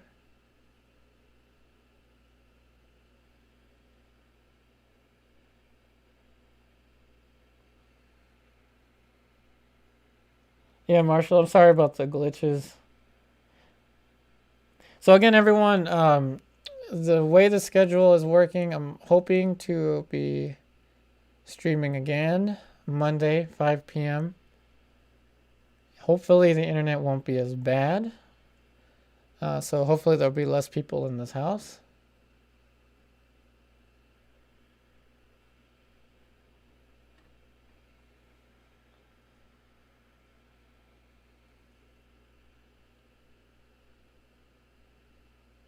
I may introduce some Alla Prima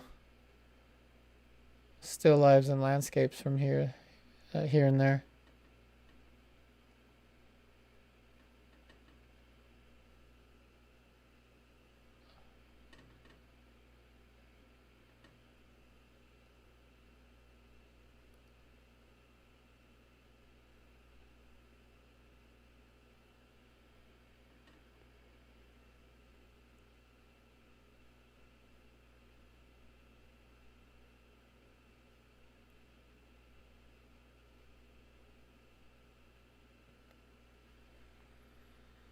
All right, let's see any comments I missed.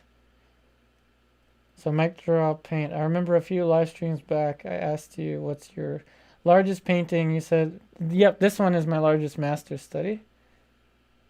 Oh, thanks, Dondo. Thank you so much. Thank you for the live chat, Dondo.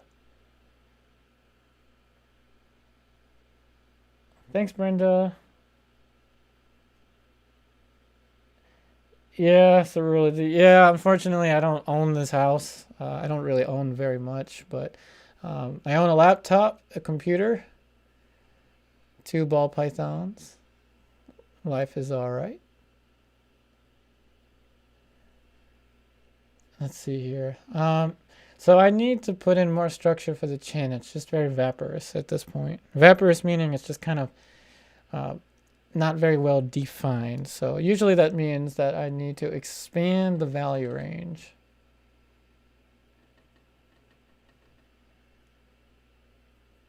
Oh, changing brushes. Time for a brush change. Hey Roy Mascali. Thank you for your comment.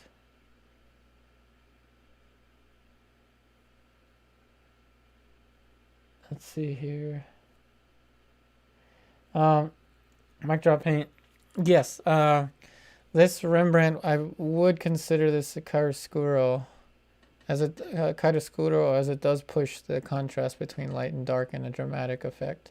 Yep.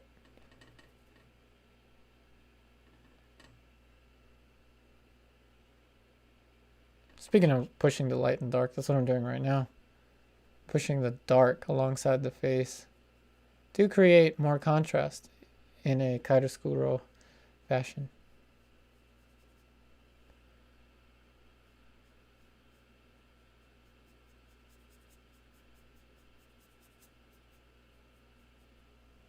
Alright, now let's go ahead and get a scrubby scrub brush. Soften. Let's see, Arcadian art. Do you do work outside of painting? No, I don't. At this point, no, I don't. I have YouTube and I have Patreon and I don't have very much. So that's to answer your question. Sterility, same. No snakes though. Cats and a dog. Awesome. Dogs and cats are cool. But yeah, I have two wonderful ball pythons. Zorro and Luffy. Their names come from this awesome anime, if anyone here watches anime, called One Piece.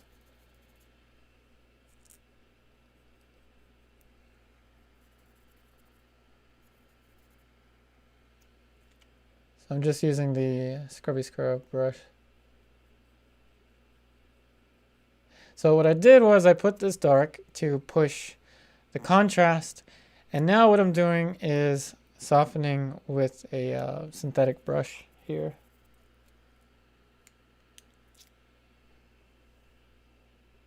I'm going to step back. Alright, so now I'm going to start to put more volume for the nose. It looks like we have our connection back in full.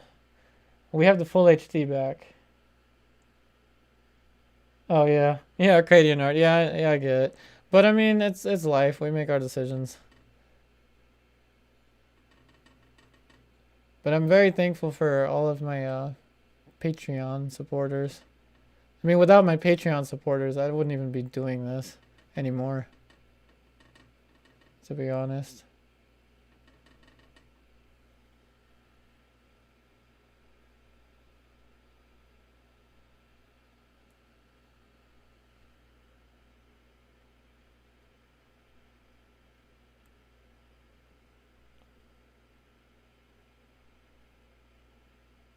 What's up, Mic Drop Paint? Oh, you think you have a dedicated hater? Someone disliked all your videos. Someone did that to me.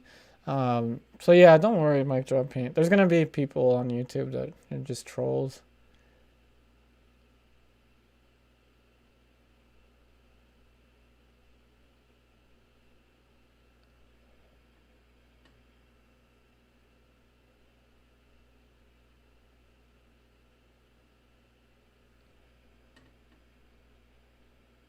Alright, so now what I want is to put in that little highlight that Rembrandt has for the wing of the nose and the shadow. And it's a little bit of a reflected light, so I'm going to have to be very cautious with the value that I choose.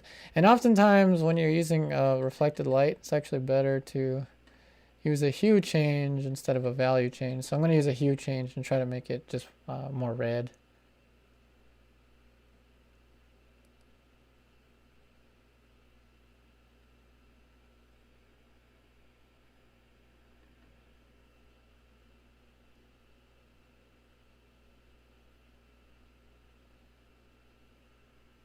Almost there. All right, we got some more questions. Oh, comments on digital art. Yeah, digital art is awesome.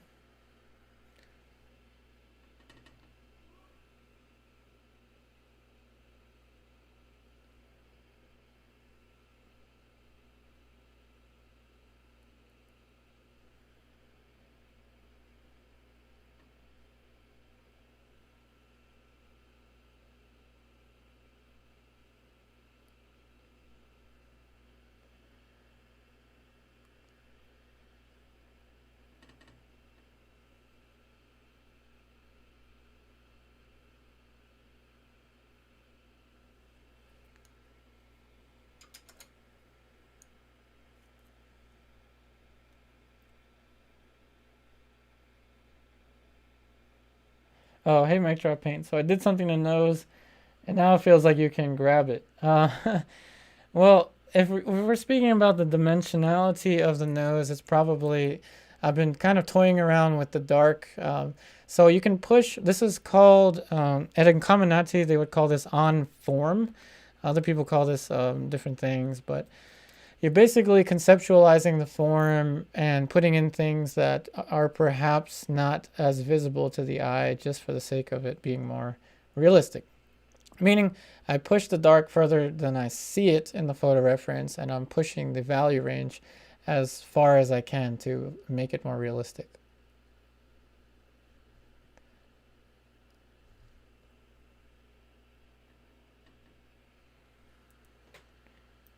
Hey Rui, what's up from, oh, okay, I think from Brazil.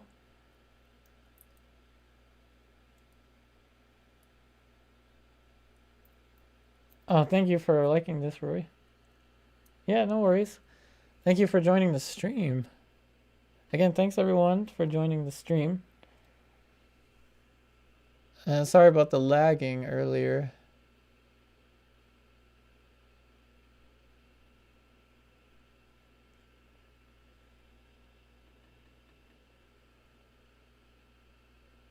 So right now what I'm doing is I'm looking for the most subtle form plane changes that I can possibly grasp. So that's what I'm doing. I'm looking for, I'm shooting for the most subtlety that I can possibly get.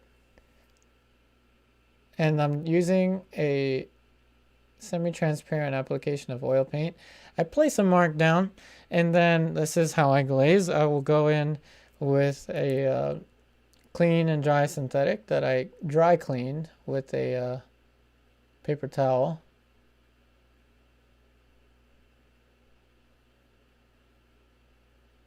And I use it to scatter the paint and to draw more.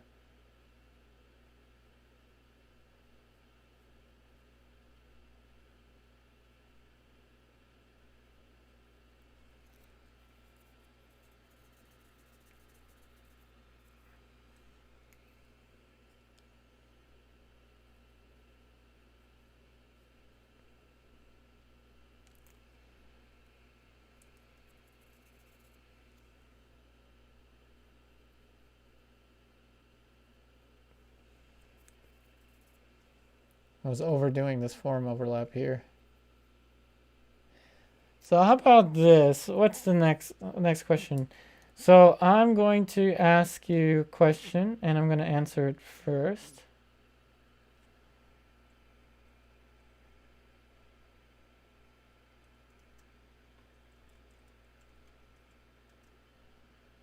So I'm going to ask you a question.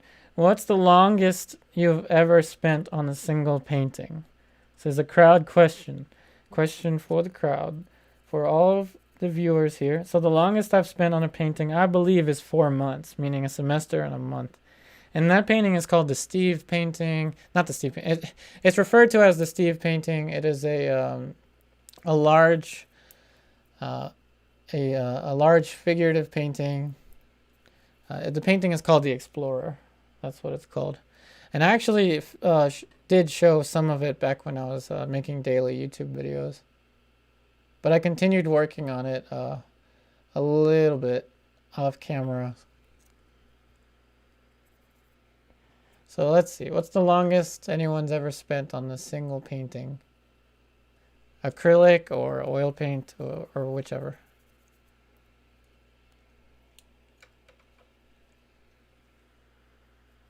Steven, 9 months so far. Is that the Mona Lisa one that you were commenting? Awesome, 9 months on a painting.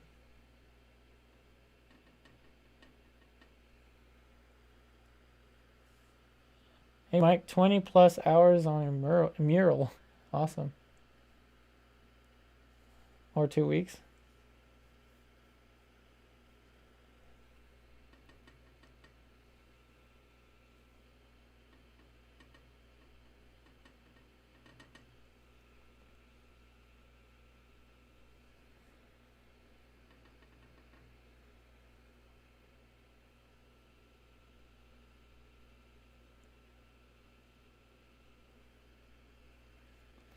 There's a whole bunch of different little form overlaps here.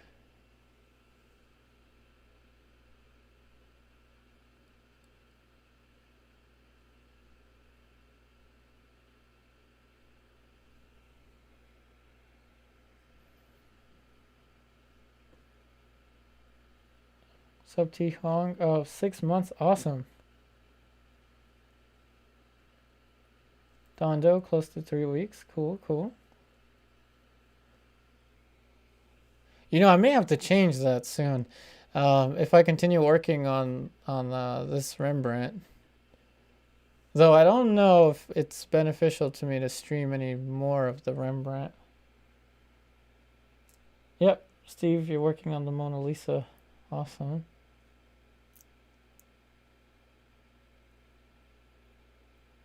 And Bruno, I have a few paintings you started years ago and never finished them. Yeah. Yeah, I have tons of those. I just usually never finish them.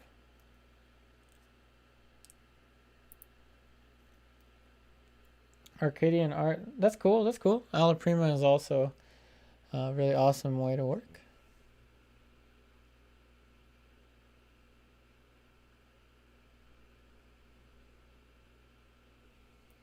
Now a little more detail for the hair. I'm gonna use the yellow ochre, French raw umber. I'm telling you the color combination since you can't see the palette right now. Yellow ochre, raw or yellow ochre and French umber, ivory black. Sorry you can't see the palette. Again, if I zoom out so you can see the palette, then you'll lose the close-up. So.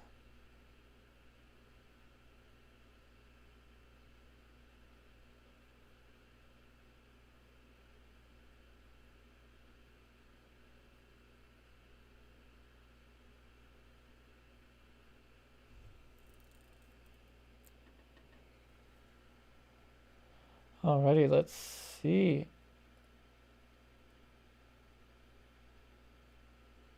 David Dowden, 14 months. Well, that's a pretty long time. Awesome.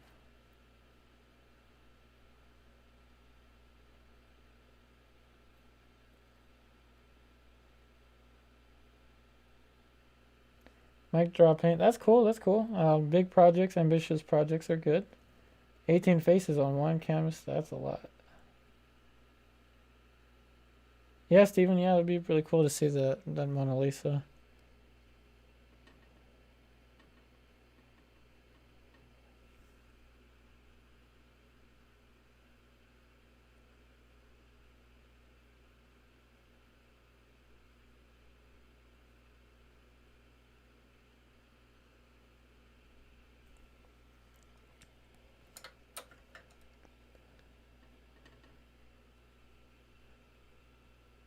Oh, hey, oh, Steven, you just commented on Instagram. What's up? Yeah, I randomly decided to post a little picture kind of promoting the live stream on Instagram.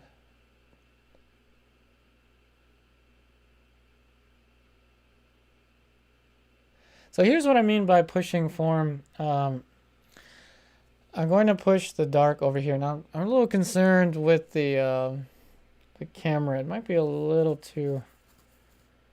Let me turn on another light. So I feel like we're missing a little bit.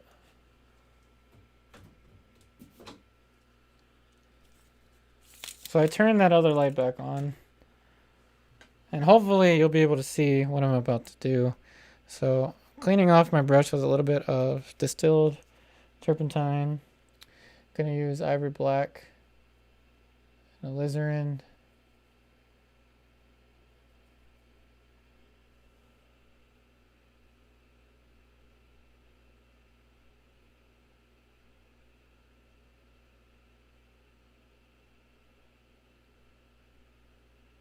So I'm pushing the dark behind the ear to make it a little, make the ear pop a little more, essentially. And you can kind of tell that Rembrandt pushed this area too. So please let me know how you're liking these live streams. Numerically, as I kind of predicted, these videos don't do too well. So the continuation of other paintings don't do very well. So we'll see.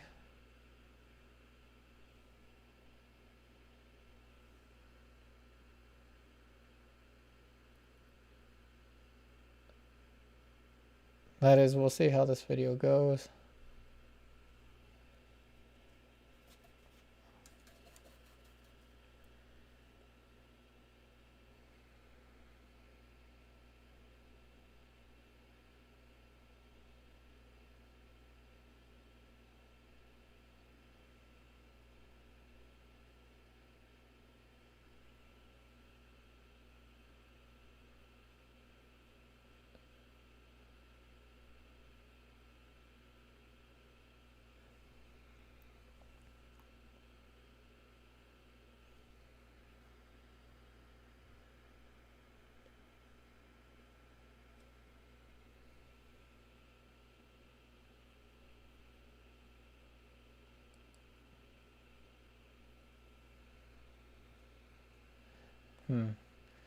All right, so now we are pretty much answering almost all the questions for the face.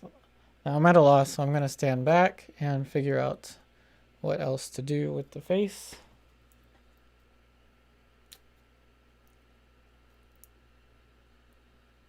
Oh, thanks, Steve. Oh, yeah, I understand. Arcadian Art asked, do I paint animals? And yes, actually, I'm working on a large painting of course, not only do I have ball pythons, I have bearded dragons, 2 bearded dragons, but that's about it with the reptile pets. So I am painting currently a portrait of my bearded dragon. And I do want to do more animal paintings here in these virtual painting sessions.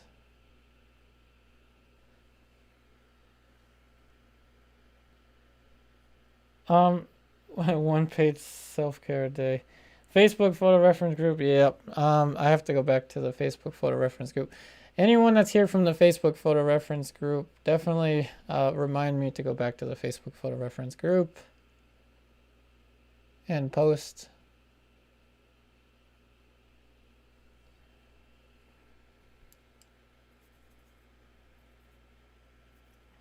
Hey, Alejandro. I'm glad that you enjoy the live streams. I'm glad you enjoy having the ability to comment. So, as I was saying before, I think I might end up doing less of these more finished streams because I guess, you know, most people don't want to see them, but don't worry, they're not going to go away. I may do maybe like a I don't know, a 2 to 3 ratio, Alla Prima and classical. We'll see.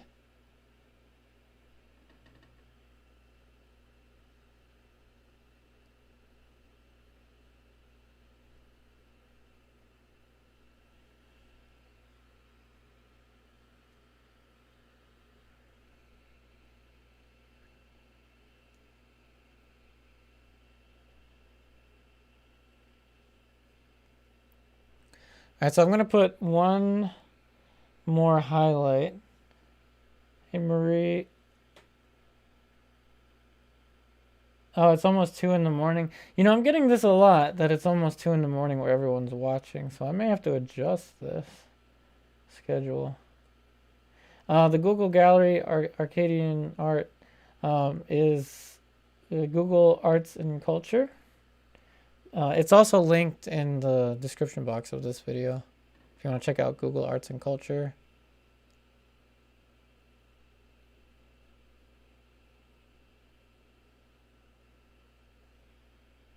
That's where they have the high resolution images.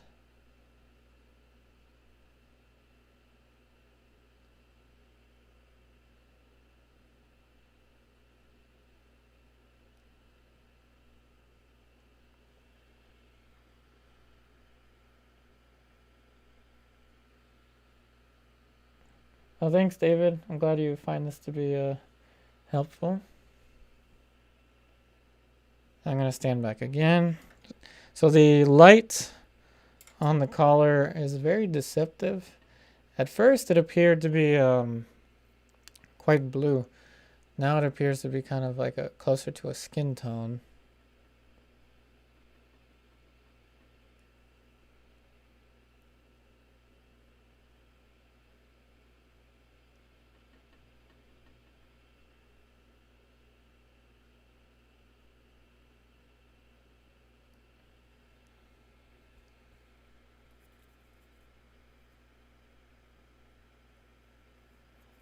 Oh, thanks, Dondo. I'm glad you liked the live stream. And thanks for being the moderator, too. Thanks, Dondo.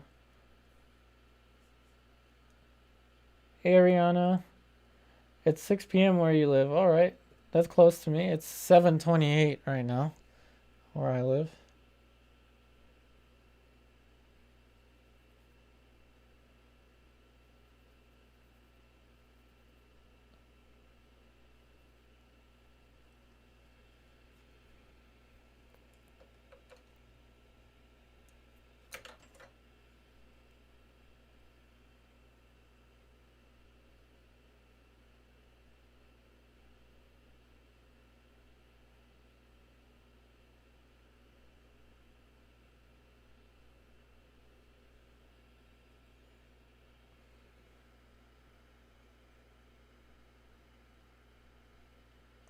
So Steven says, what is most helpful is watching brush strikes and application of paint.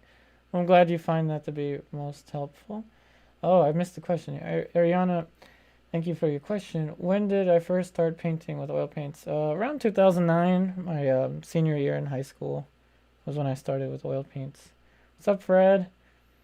Why is Venetian medium my favorite? It is my favorite because it thins out paint very similarly to, say, Neo McGilp and Liquin, but it's got a little more of a heavy feel to it. I'm sorry that the camera's not in focus right now, but I'm actually using a little bit of it. So, for instance, hopefully you can see this brush mark. With the paint drag, it feels much heavier to the touch than other mediums. And it does have lead in it. Lead and powdered glass crystals and a tiny bit of turpentine. So that could be what makes it feel that kind of, have that kind of feel, that heaviness to it. But yep, that's why I like Venetian medium.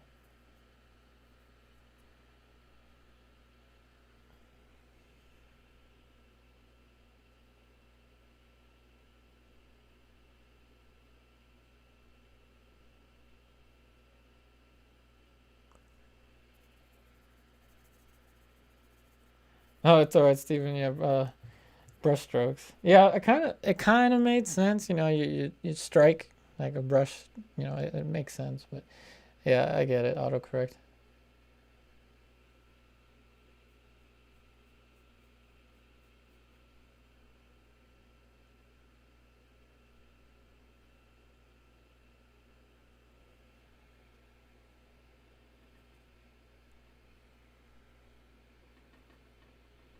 So thanks to everyone that's still hanging on, especially after we lost our internet for a little while. Shout out to everyone that's still here with us. And we're at 95 likes, so thanks for everyone that has left a like. It really does mean a lot.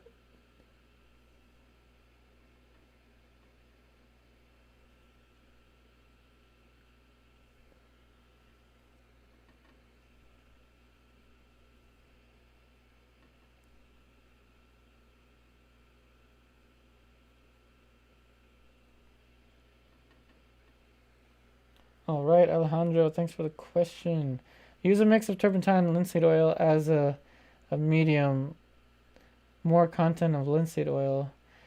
I do the same thing, but only in the later stages. So, for instance, the layer after this, I would do what you're doing. Actually, the same thing. I would use a little more linseed, but I probably wouldn't use more linseed than solvent. I would probably at most use a 50-50 because you don't want to cover too much with the oil paint.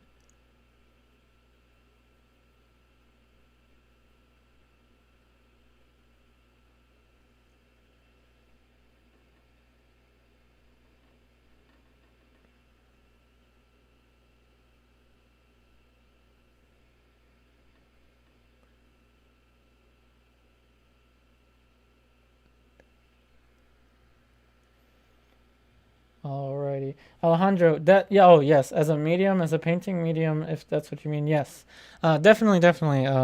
I misunderstood. So, yes, you can use a combination of turpentine, distilled turpentine, and linseed. I use cold pressed linseed oil, Alejandro. I have cold pressed linseed oil here. This is it says linseed oil pale cold pressed. This is from Chelsea Classical Studio. That's the linseed that I like to use, and I put it as a mixture in these little tubes.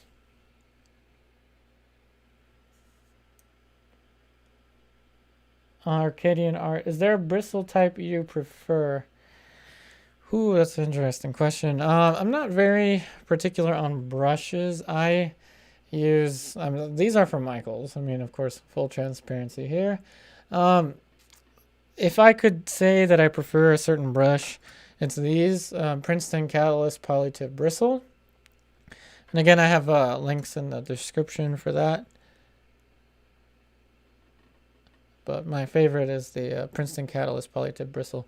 It's a bristle synthetic mix.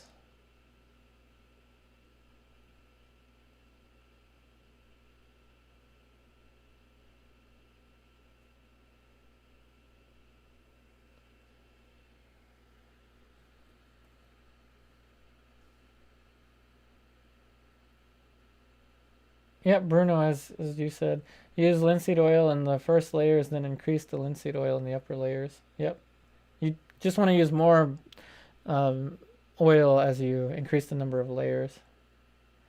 Ariana, how do I feel about abstract art? I like abstract art. I mean, there's always a battle, it seems, between abstract art and realism. It's kind of subsided now because they're kind of combined together, but I like abstract art. I mean, I like to be able to connect with something that's, not an obvious image of anything. That's a very, interesting psychological state. But I just don't really enjoy creating that kind of imagery. It's just my personal preference.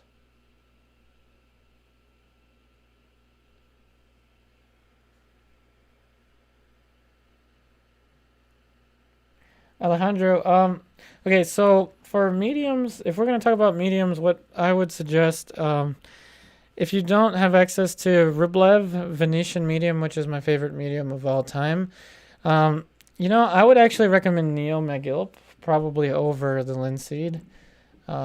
If we're talking about strictly medium, I would recommend the Neo Magilp. But yes, the 50-50 turpentine and linseed is a good medium. Don't get me wrong, that is a good medium.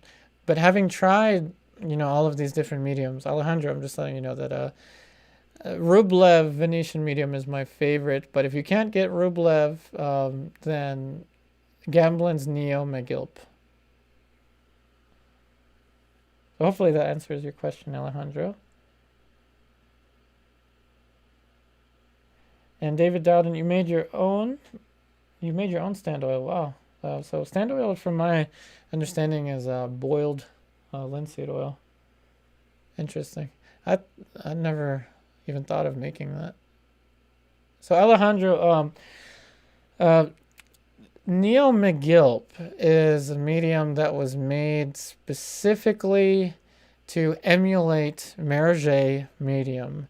And Meriget medium, Alejandro, is a classical medium that was kind of discontinued a long time ago because it was a little toxic, but you kind of need certain materials. But in any case, that's where Neo Magilp comes from.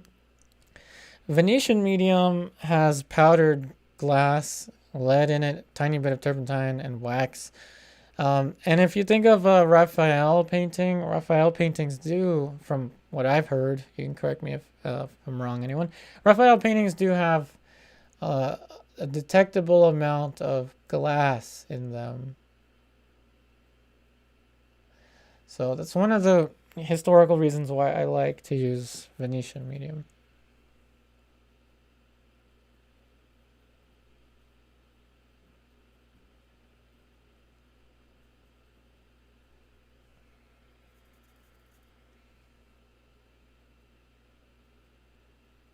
In case anyone's wondering what I'm doing, I'm still glazing.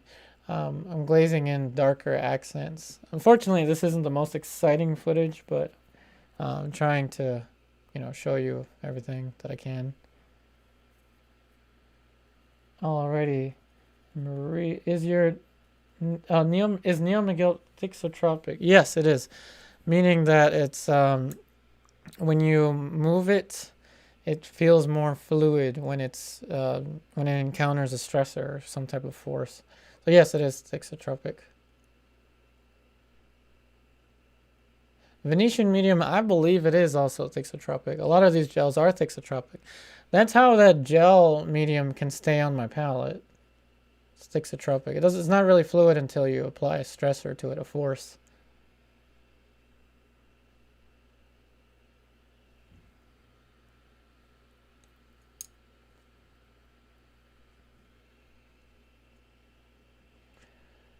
Let's see here. So there's a bit of a cast shadow from his hair being projected here that I can emphasize a little bit more.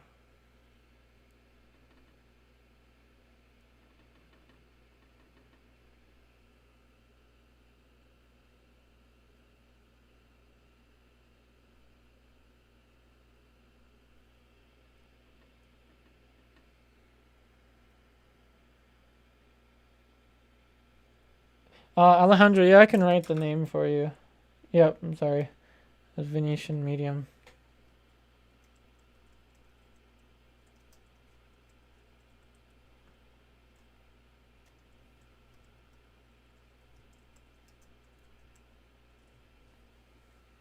So Alejandro, it's Venetian medium, Rublev. Rublev is the brand. Venetian medium is the medium.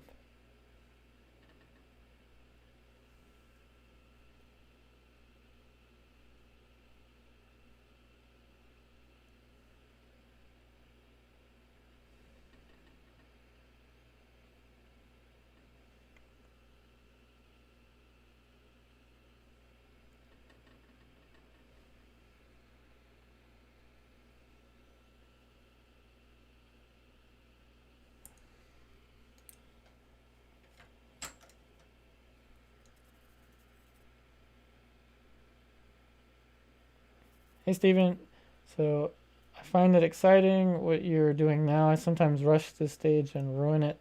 Oh, thank you so much, Steven. This is, I'm glad that you find this informative. This is actually how I lose the most amount of viewers I found. Just analytically, mathematically, this is how I lose the most amount of viewers. This because I'm like searching for any little things that I can add. Constantly standing back, constantly squinting. But yes, this stage is a very peculiar stage when you're building up a painting because it's not going to be as crystal clear what to do next each time. And thank you, Bruno, for answering that question.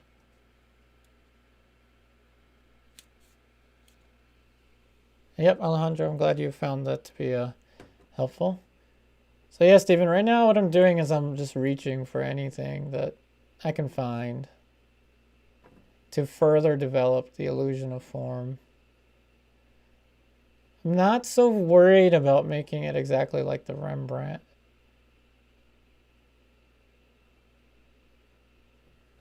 More or less, I'm looking for things that can push the illusion further.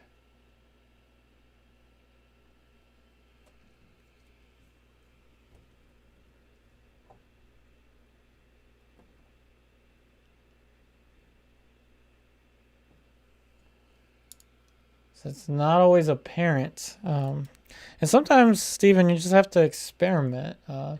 Put something down. If it doesn't work, take it out. It's also referred to as noodling. At least what I've heard, it's referred to as noodling. David, actually, I probably wait a little longer than I should to varnish, to be honest.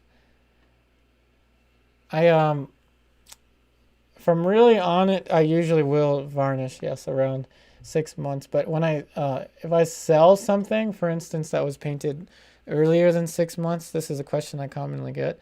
I suggest Gamvar over Damar.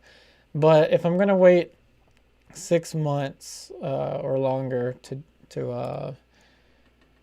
to apply a varnish, then I'll use Damar varnish.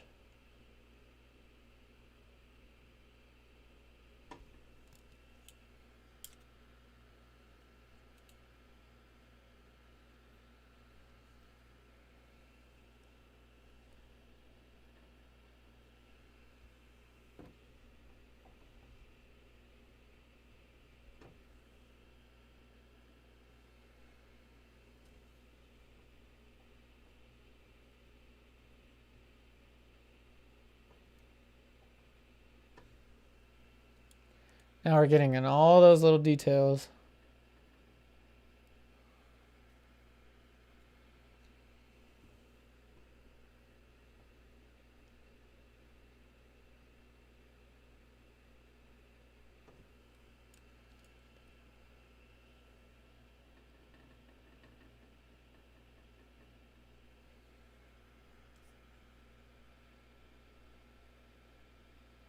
So, Steven, you spent 3 hours this afternoon doing this on a painting. Oh, okay. Yeah, I mean, this can take a long time, to be honest, the building up. This is probably one of the most involved, time expensive parts of a painting. I guess that's why most YouTube channels won't show this.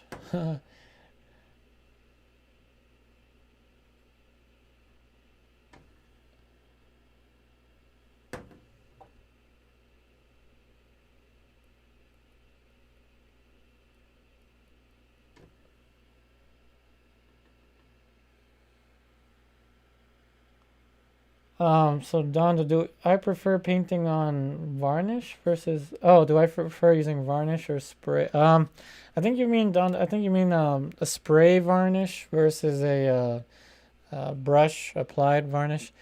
I actually prefer the spray varnish. I have a spray Damar. So spray Damar can.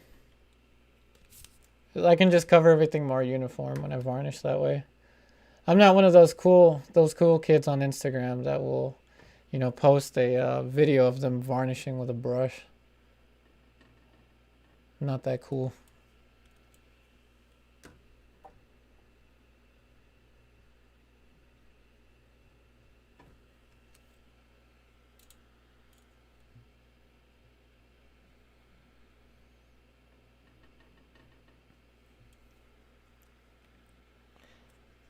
Yep. Oh, yeah, done those. So I prefer the spray. The spray varnish.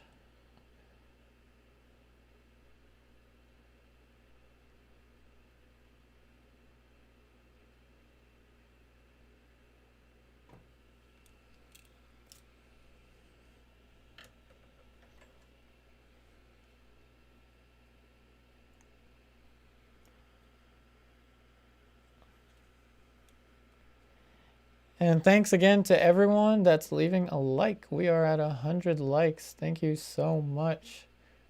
100 likes. Shout out to all of you that are leaving likes. And thank you, Dondo, for the super chat.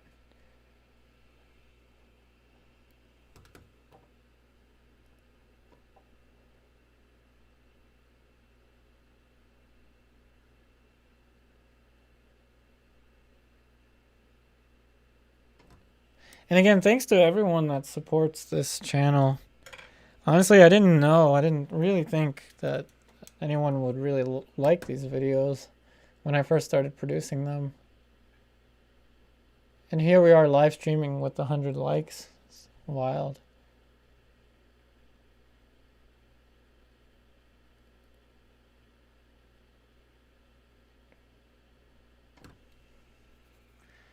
Now we have a little more focus on the nose. You know, one thing I forgot to do and no one asked is to move the painting to face you so you can see what it actually looks like without the distortion. So I'm going to do that now, even though no one asked specifically for it. Hopefully I don't mess up the camera angle.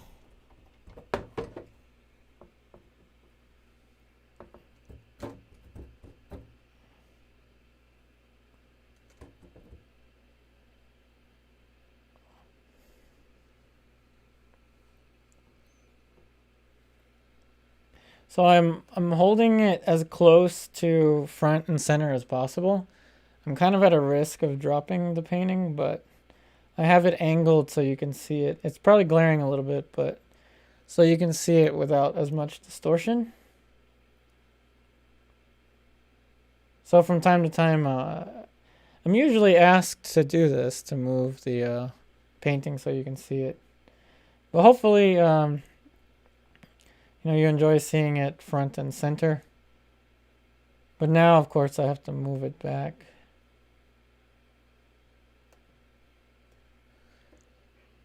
I'm going to go ahead and move it back. I wouldn't recommend doing this with Flake white, as my hands are getting into the paint. But it's all good. We live on the wild side here.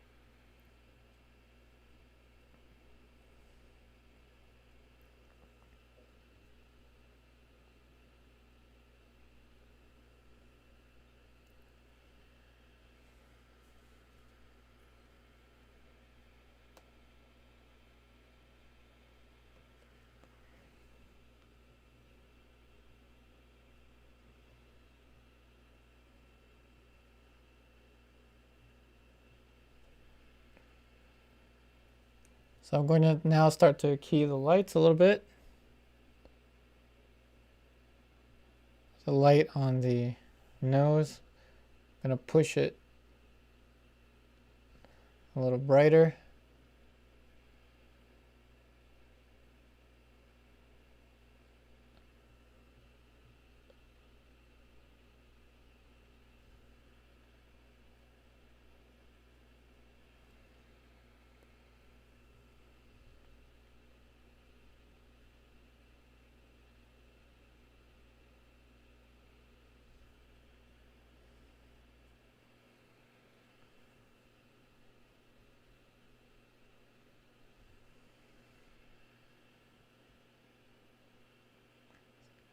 So we're almost there, actually.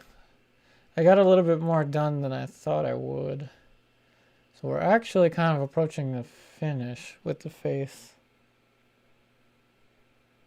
How's everyone doing? Everyone still with me? Or is anyone still with me? That's the question. Yeah, this is the part that most people don't usually like to show, as I mentioned before. As it is kind of, it takes a while.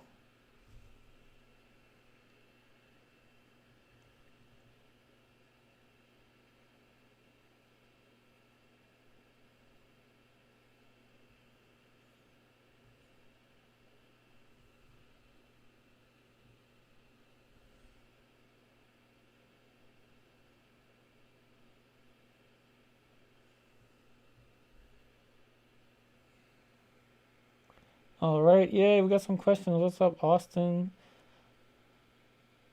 You started painting a couple of years ago, but painted along with some of my videos. Oh, thank you. Last summer and learned more by the third. than I had with a year of fooling around about. I'm glad. I'm glad that these lessons slash videos again, Austin, if you would like to take your learning with me further, please check out my online classes on Patreon. Remember, they are starting at $10 a month. They are $10 a month for every lesson, every virtual classroom on my Patreon. If you're interested, Austin. What's up, Marie? What do I suggest concerning the lighting in the studio? So with the question with the lighting, I prefer the light at a 45, at about a 45 this way, and then a 45 this way on this axis. So a 45 on, say, the x-axis, and then a 45 on like the z-axis, I guess, going this way. Hey, Arcadian, yeah, don't worry. Ask me anything. Ask me anything you want to ask me. See, where do you use straight brushes versus round brushes in your painting? I like round brushes in the rendering.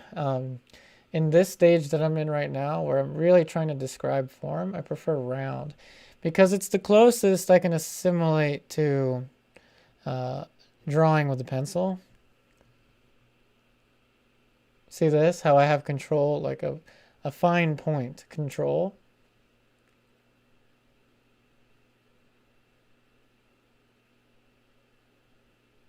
So that's why I like to use round brushes. Hey, Steven. Yeah, definitely would love to have you on Patreon. I can't wait to see the Mona Lisa that you're working on. And I apologize for everyone I am putting to sleep with this stage of the painting.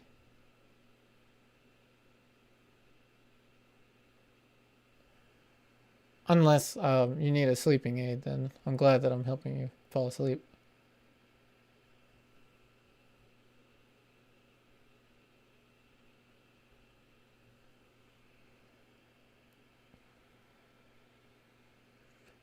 Honestly, I think we're approaching the finish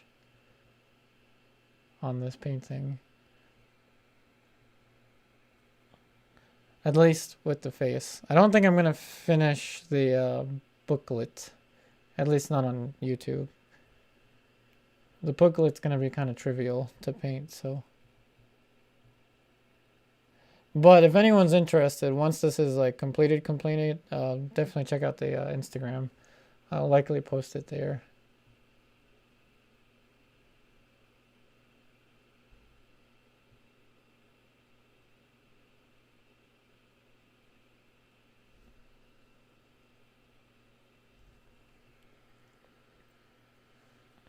Hey, Arcadian Art. Oh, thanks. Yeah, it's just kind of concerning, being a video creator and then also posting really slow-paced videos.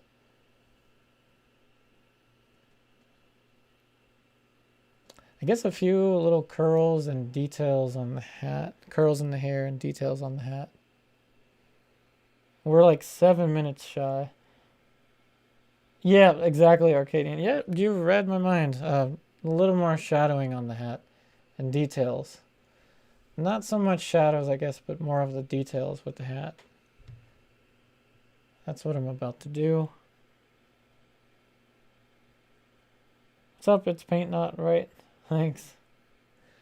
So let's get into this. I see there's a little band here, and I'm purposefully going to paint it a little bit darker than need be.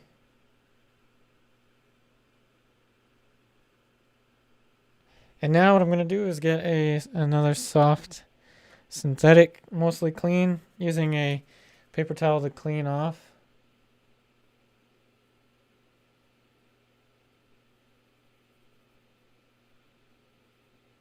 Kind of using it to push the paint around. Oh, thanks again, Dondo. Thanks, Dondo, for everything you do. Shout out to Dondo, our moderator, representing.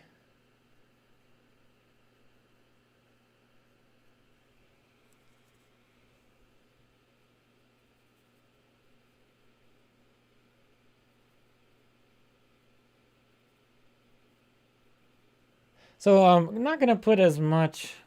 So again, thanks again, Dondo. It means a lot. I'm not gonna put too much of the detail on the hat, but just enough to get it to read. I'm probably gonna change hues actually.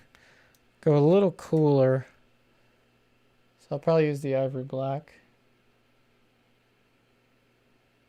and the Venetian medium. Especially when you thin to the nth degree, like I'm doing right now. Oh, thanks, Donda. Especially when you thin to the nth degree with Venetian medium, you really feel the difference. And it must be something to do with the lead in it, the powdered glass. You definitely feel the weight to the paint, even though it's, thinned out to the nth degree.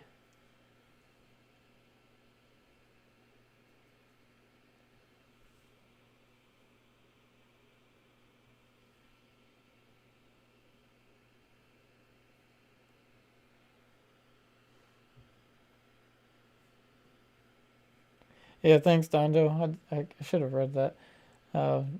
Yep, my own fast internet line. I definitely need my own fast internet. That would be great. Great.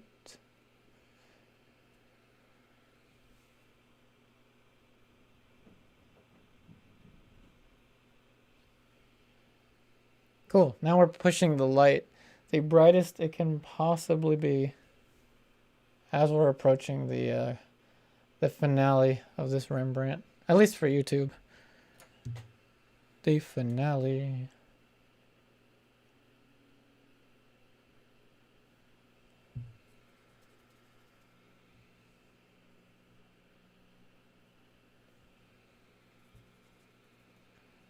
So now I'm just reaching for anything else I can find. But any more would probably... Oh, there we go. We're losing our stream a little bit, but any more would probably be another couple days or so trying to find anything to put in there. I mean, I could even go into more curls with the hair. So over here, I can put in a few of them, but not everything.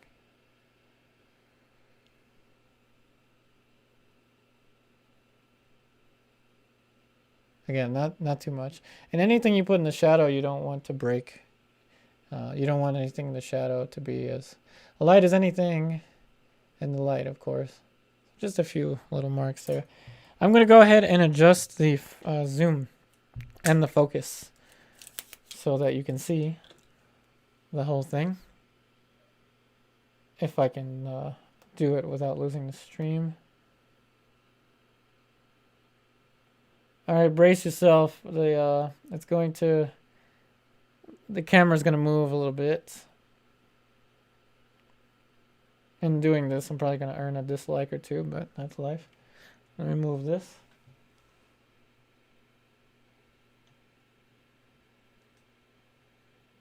Thanks, Arcadian Art. Again, I apologize for the motion sickness anyone may be getting.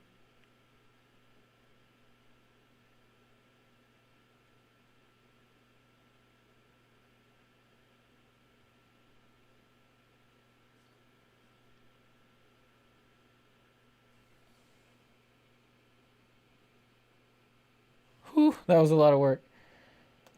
Oh yeah, I apologize for the motion sickness. Hey Fred. For art lovers and painters, these streams are fascinating. Thank you for your wonderful comment. Yeah, I mean, you can actually kind of see the the photo reference in the corner back there. Again, I apologize for the all of the internet difficulties and the camera motion difficulties, but that's about it. I mean, the rest really is just putting in the detailing for the scrolls, and I'll go ahead and throw in a few little highlights there for the scrolls before we end the stream. But that's essentially going to be it for this painting. What panel am I painting on? This is a, let me write it down actually, so it's more legible.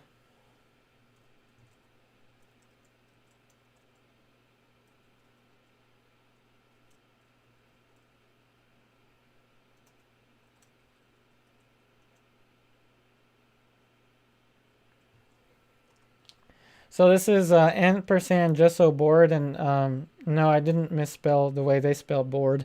The way they spelled board, it doesn't have an, it's missing a letter, but that's how it's written, ampersand gesso board. I also have this linked in the description box, actually. If you look at the description box, those are Amazon affiliate links. So if you do decide to purchase any of the same type of materials I have, Amazon gives me a little royalty for it. But if you really are interested in supporting the channel, definitely check out Patreon. And I also, of course, have the online classes on Patreon.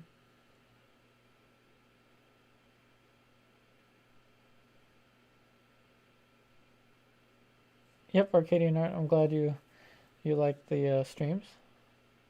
Oh, and thanks for wanting to spread the word on Instagram. Yeah, I need to be a little bit better about Instagram and Facebook.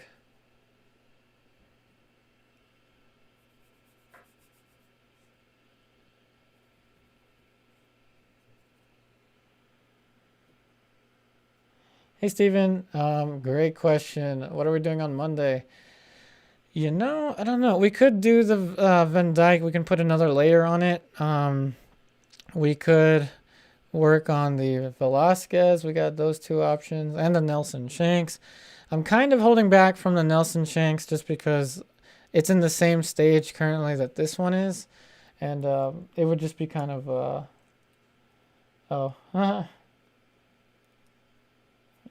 Okay, I will. Yeah, Steven, I don't know actually. I'm thinking either the Velasquez or the Van Dyke. Or an Alla Primo, I don't know.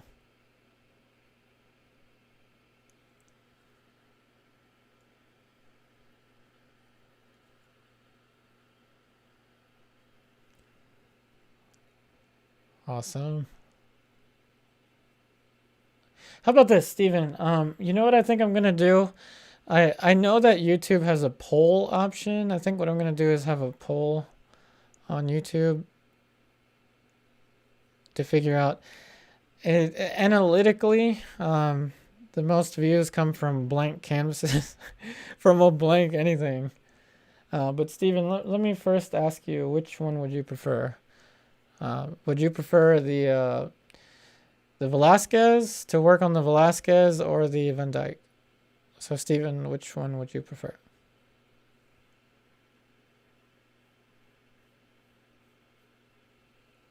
And anyone else, really. I mean, if anyone here watching has seen the other live streams that I've done, and you have a preference of which painting you want to see on Monday, please comment down.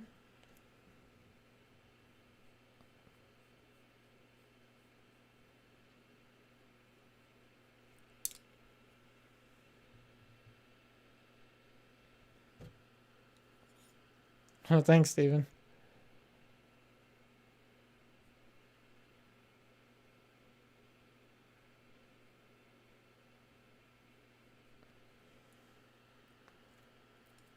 Oh, Steven, your preference is Velasquez. Okay. We can make that happen.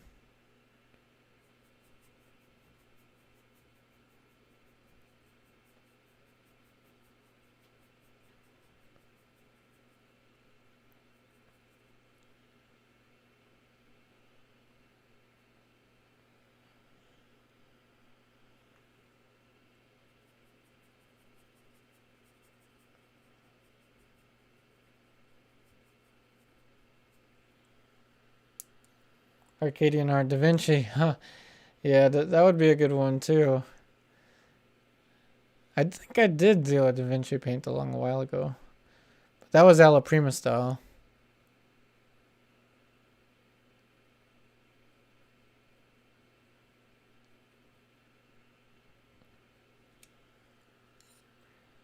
Angela the Van Dyke. Okay.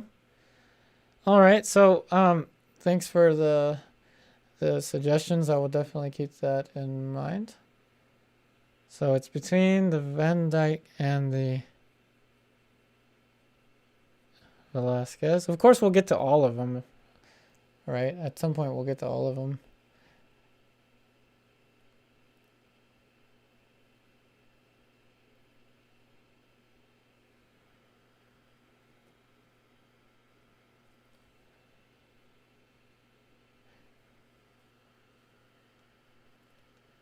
Angela, one day you're gonna do a Caravaggio. You know, that's another one we can do, actually.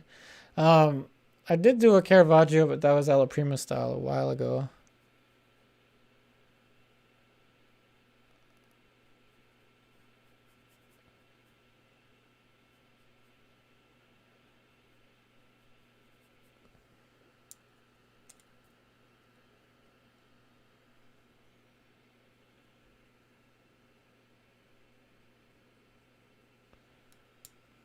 All right, let's put some of the little details in for the booklet, then we can sign out. Hey Scott, what's up? Scott is a wonderful artist on my Patreon. What's up, Scott? Yeah, welcome to the live stream. These are the public virtual painting sessions, Scott. So essentially, camera's set up, the HD is set up, high definition. Painting, talking, and taking any questions in the process. Though this isn't really the same as the online classes because it's not broken down step by step. It's more or less just, you know, free painting.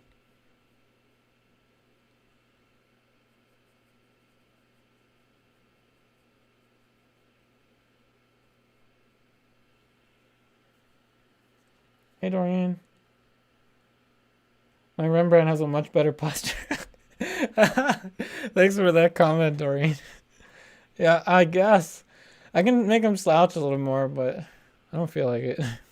I've worked a long time on this painting already. What's up, Steven? The Caravaggio, Polly's Church is... Oh, yeah, okay. I gotta look this one up. Is it one of the Matthews?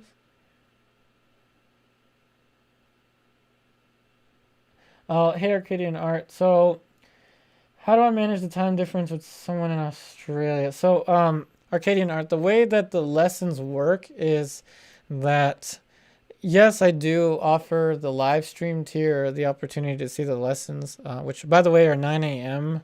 Eastern Standard Time. So, just check what time 9 a.m. Eastern Standard Time is for you. But don't worry, the videos are pre-recorded for everyone. So, if you're in the $10 tier, so if you're paying $10 a month, you have access to all of the pre-recorded videos. There are playlists that organize each lesson to its corresponding project so that you don't have to scroll through previous posts, but rather you have one resource that of course has a student-only link where you can follow each lesson and paint at your own pace. So no matter where you are in the world, no matter what time zone you're in the world, you have access, if you're a student, you have access to the video formatted lessons, and you can send me images by Saturday, 11:59 p.m. my time, which is different on your time, but basically if you send me your images before the weekend is over, then you'll have your images in the virtual classroom. But that's a weekly thing. So in case you're curious about the online classes, Arcadian Art. Hey, Scott. Yeah, no worries. Also, I have an option with my online classes called extracurricular activities. Extracurricular activities for those of you that have been following my YouTube channel for a very long time and want the opportunity to paint along with any of my previous videos and send your painting images to me for constructive or for a critique each week. You also have that option on Patreon. It's called the extracurricular activities. So if you have painted with me in the past and you have your paintings that you've done with me from YouTube videos, you can send those images to me weekly for the virtual classroom. So those are the extracurricular activities.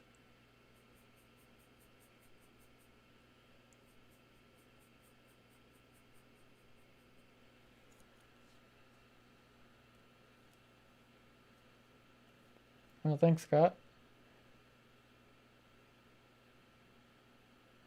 Yeah, Arcadian Art, definitely would love to have you on the Patreon. And remember, to everyone watching after this is recorded, if you have painted with me in the past and you have your painting or pictures of your painting or drawings with me, no matter what material, whether it's acrylic, whether it's oil, water mixable oil, whichever, you can send me those images every single week on my Patreon as an extracurricular activity alongside with the projects. So, you know, just in case anyone is interested. That's just one benefit to having a YouTube channel, that I can utilize my own videos, my previous videos. And it also gives you more variety.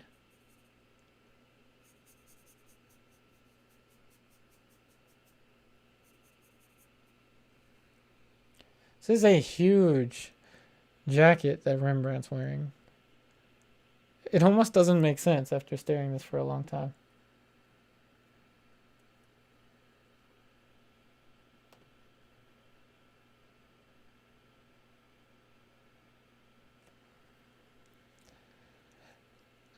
Yeah, so after looking at this painting for so long, I realized his coat is huge.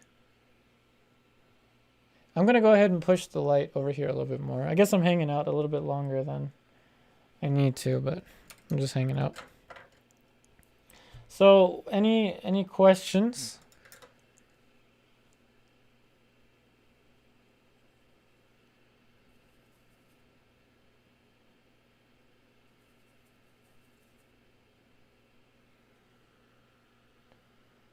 Oh yeah, maybe he was cold. Well, that would explain the huge coat, possibly.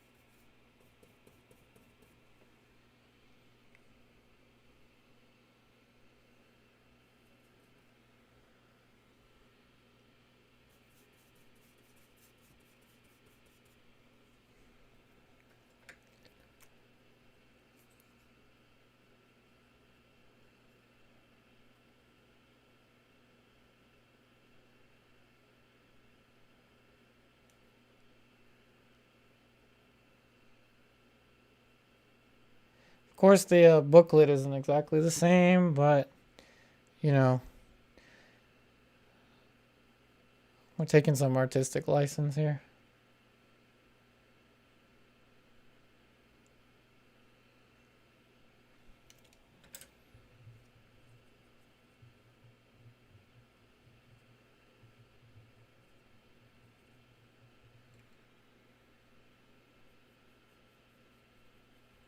I hope you like being able to see the palette now.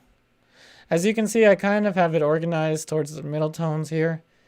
Darker down here, lighter warm here, lighter cool here, and then lighter whatever, like lighter skin tone there.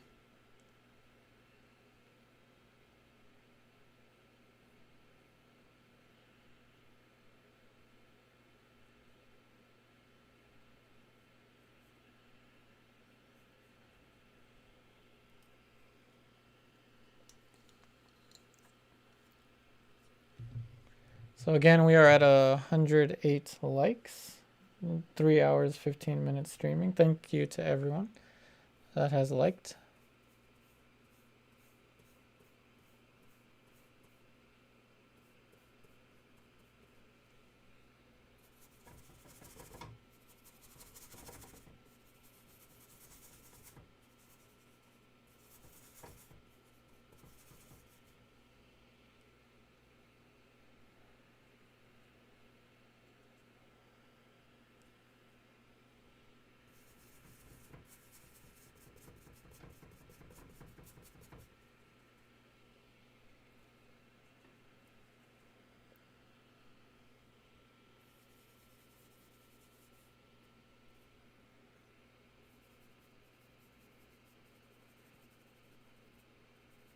So now I'm putting in this sharp edge, and pretty much it's the only sharp edge that Rembrandt painted that I can tell in the coat over here, at least on this contour.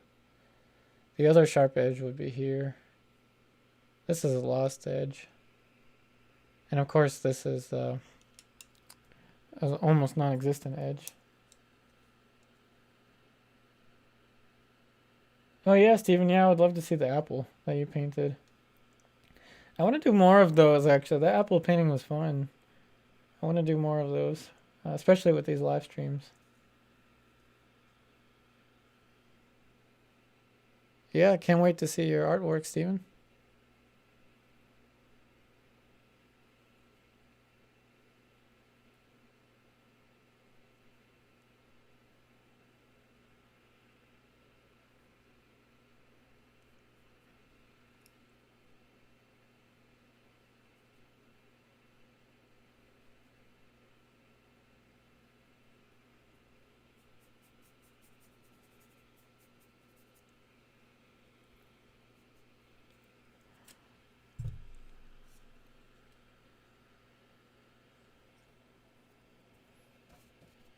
All right, I'm going to darken this corner now. All right, so any last questions? We are 3 hours, 17 minutes into the stream. Lots of useful footage, I hope, for everyone to watch after the stream ends. Any last questions now? And again, thanks to everyone that has contributed. And everyone that's been watching, thank you to everyone.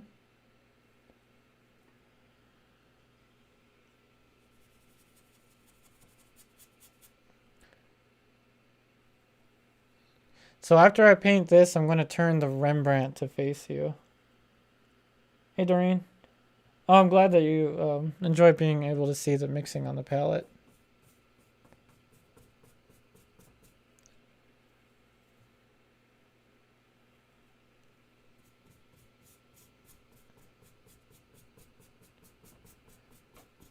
So any last questions?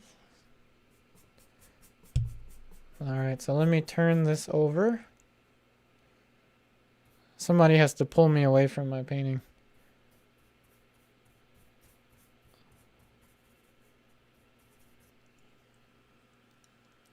Well, I mean, no, thank you, Donjo. All right, so let's turn it now without dropping it. If I drop it, I'm going to have like 30-something people laughing at me, but that's okay. Okay, don't fall, don't fall. Be a good painting and don't fall. Hey, Doreen. No, I'm not that exhausted. I'm kind of tired, yeah, but, you know, I've kind of said most of what I can say with this one painting in general. But Doreen, feel free to ask me anything, any questions that you have. I just decided to turn the painting over. I'm sorry for that massive glare. So you can see it without the distortion.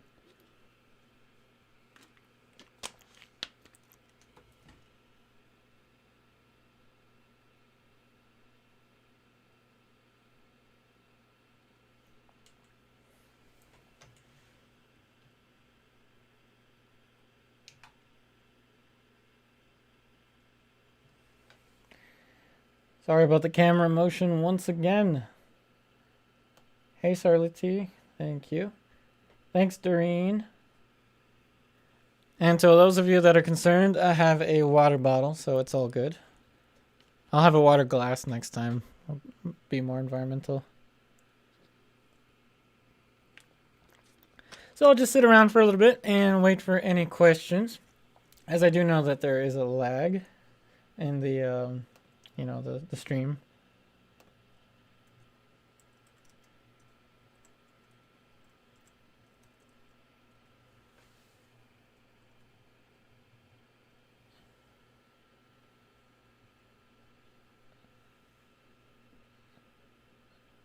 Oh, hey, Dondo. Oh, yeah, my thanks for posting the website. Though I must mention the website is very outdated.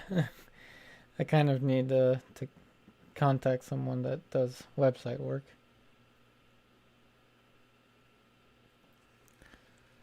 So I'll just hang out a little bit and wait for any questions.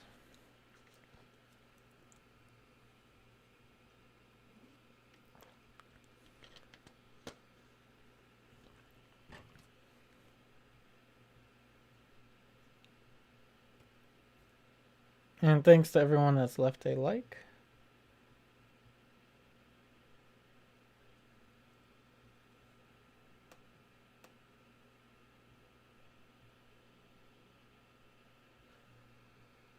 Let me see if I can adjust that light for you. I don't know if I can.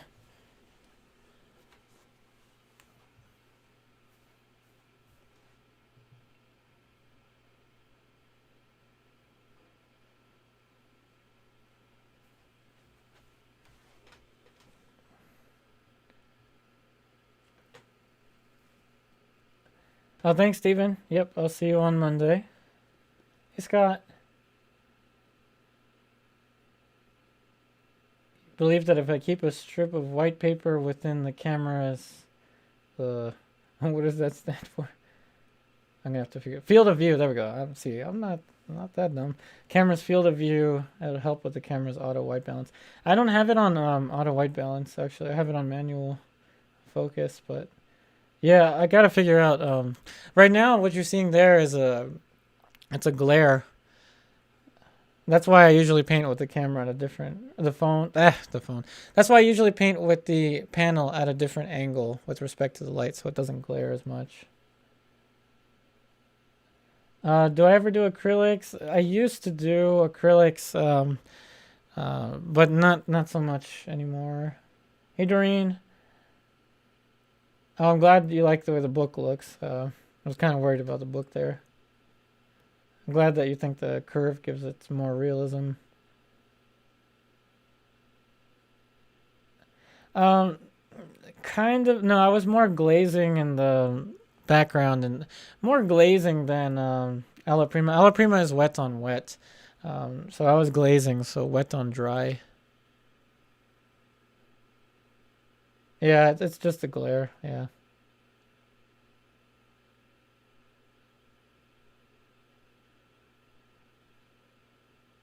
So let me. So those of you that are confused about the glare, let me try and adjust it a little more.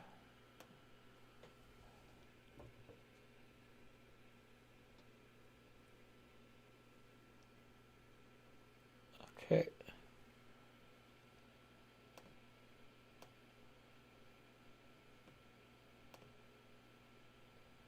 Okay, here it's kind of at an angle, but it's less of an angle. So you're seeing it really close to front and center, and the glare is mostly gone.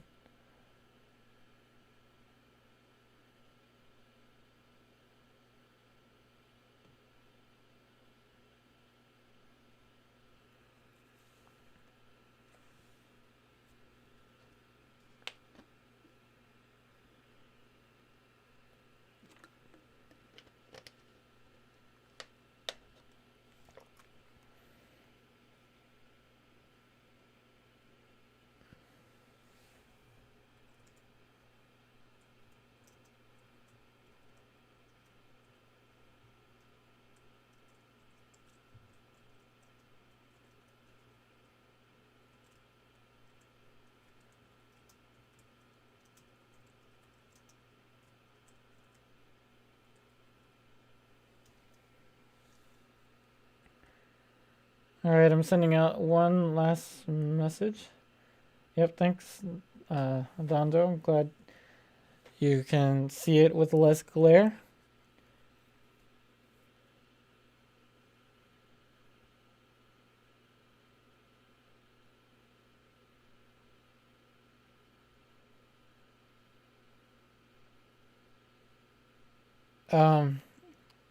Okay, hey, Palavi. Hey, we were just talking on Patreon. What's up?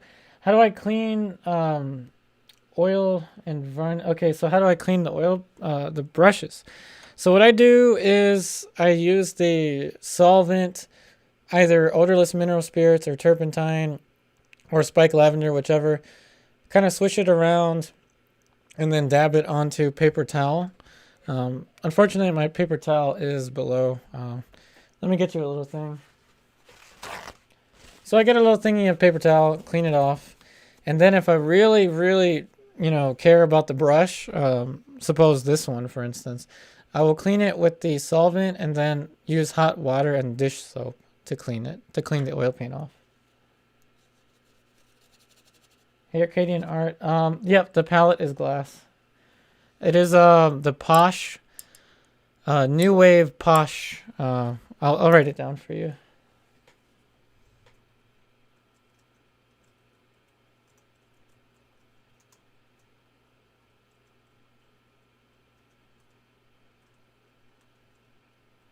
So New Wave Posh, I believe that's what it is, the glass palette, which my fiance actually gave me as a birthday present a while ago. Hey, Doreen. So you missed too much of the video. May have to start again with oils exclusively. Thank you for your dedication. Just told husband many years, hours you put into these presentations. He was impressed. Oh, thanks, Doreen. Thank you so much. Yeah, it is a lot of work, but it's something I really enjoy doing. So, yep. And don't worry, the footage will be available as a pre-recorded video once it's done uploading to the server. Yep, no problem. Palavi.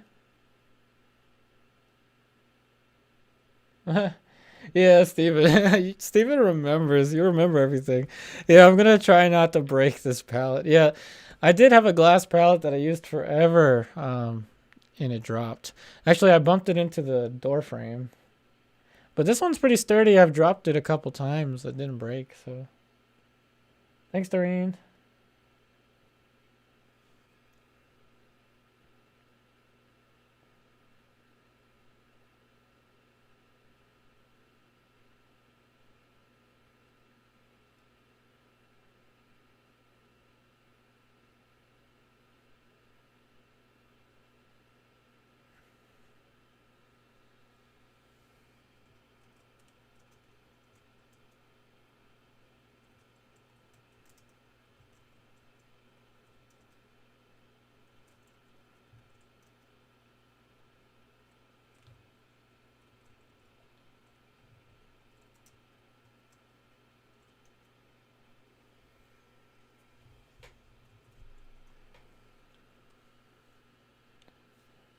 All right, thanks everyone.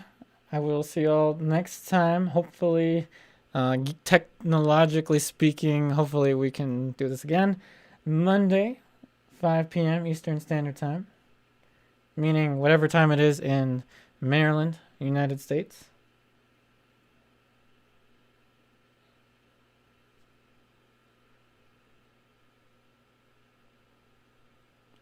All right, thank you so much, everyone, for watching, and I'll see you on the next one.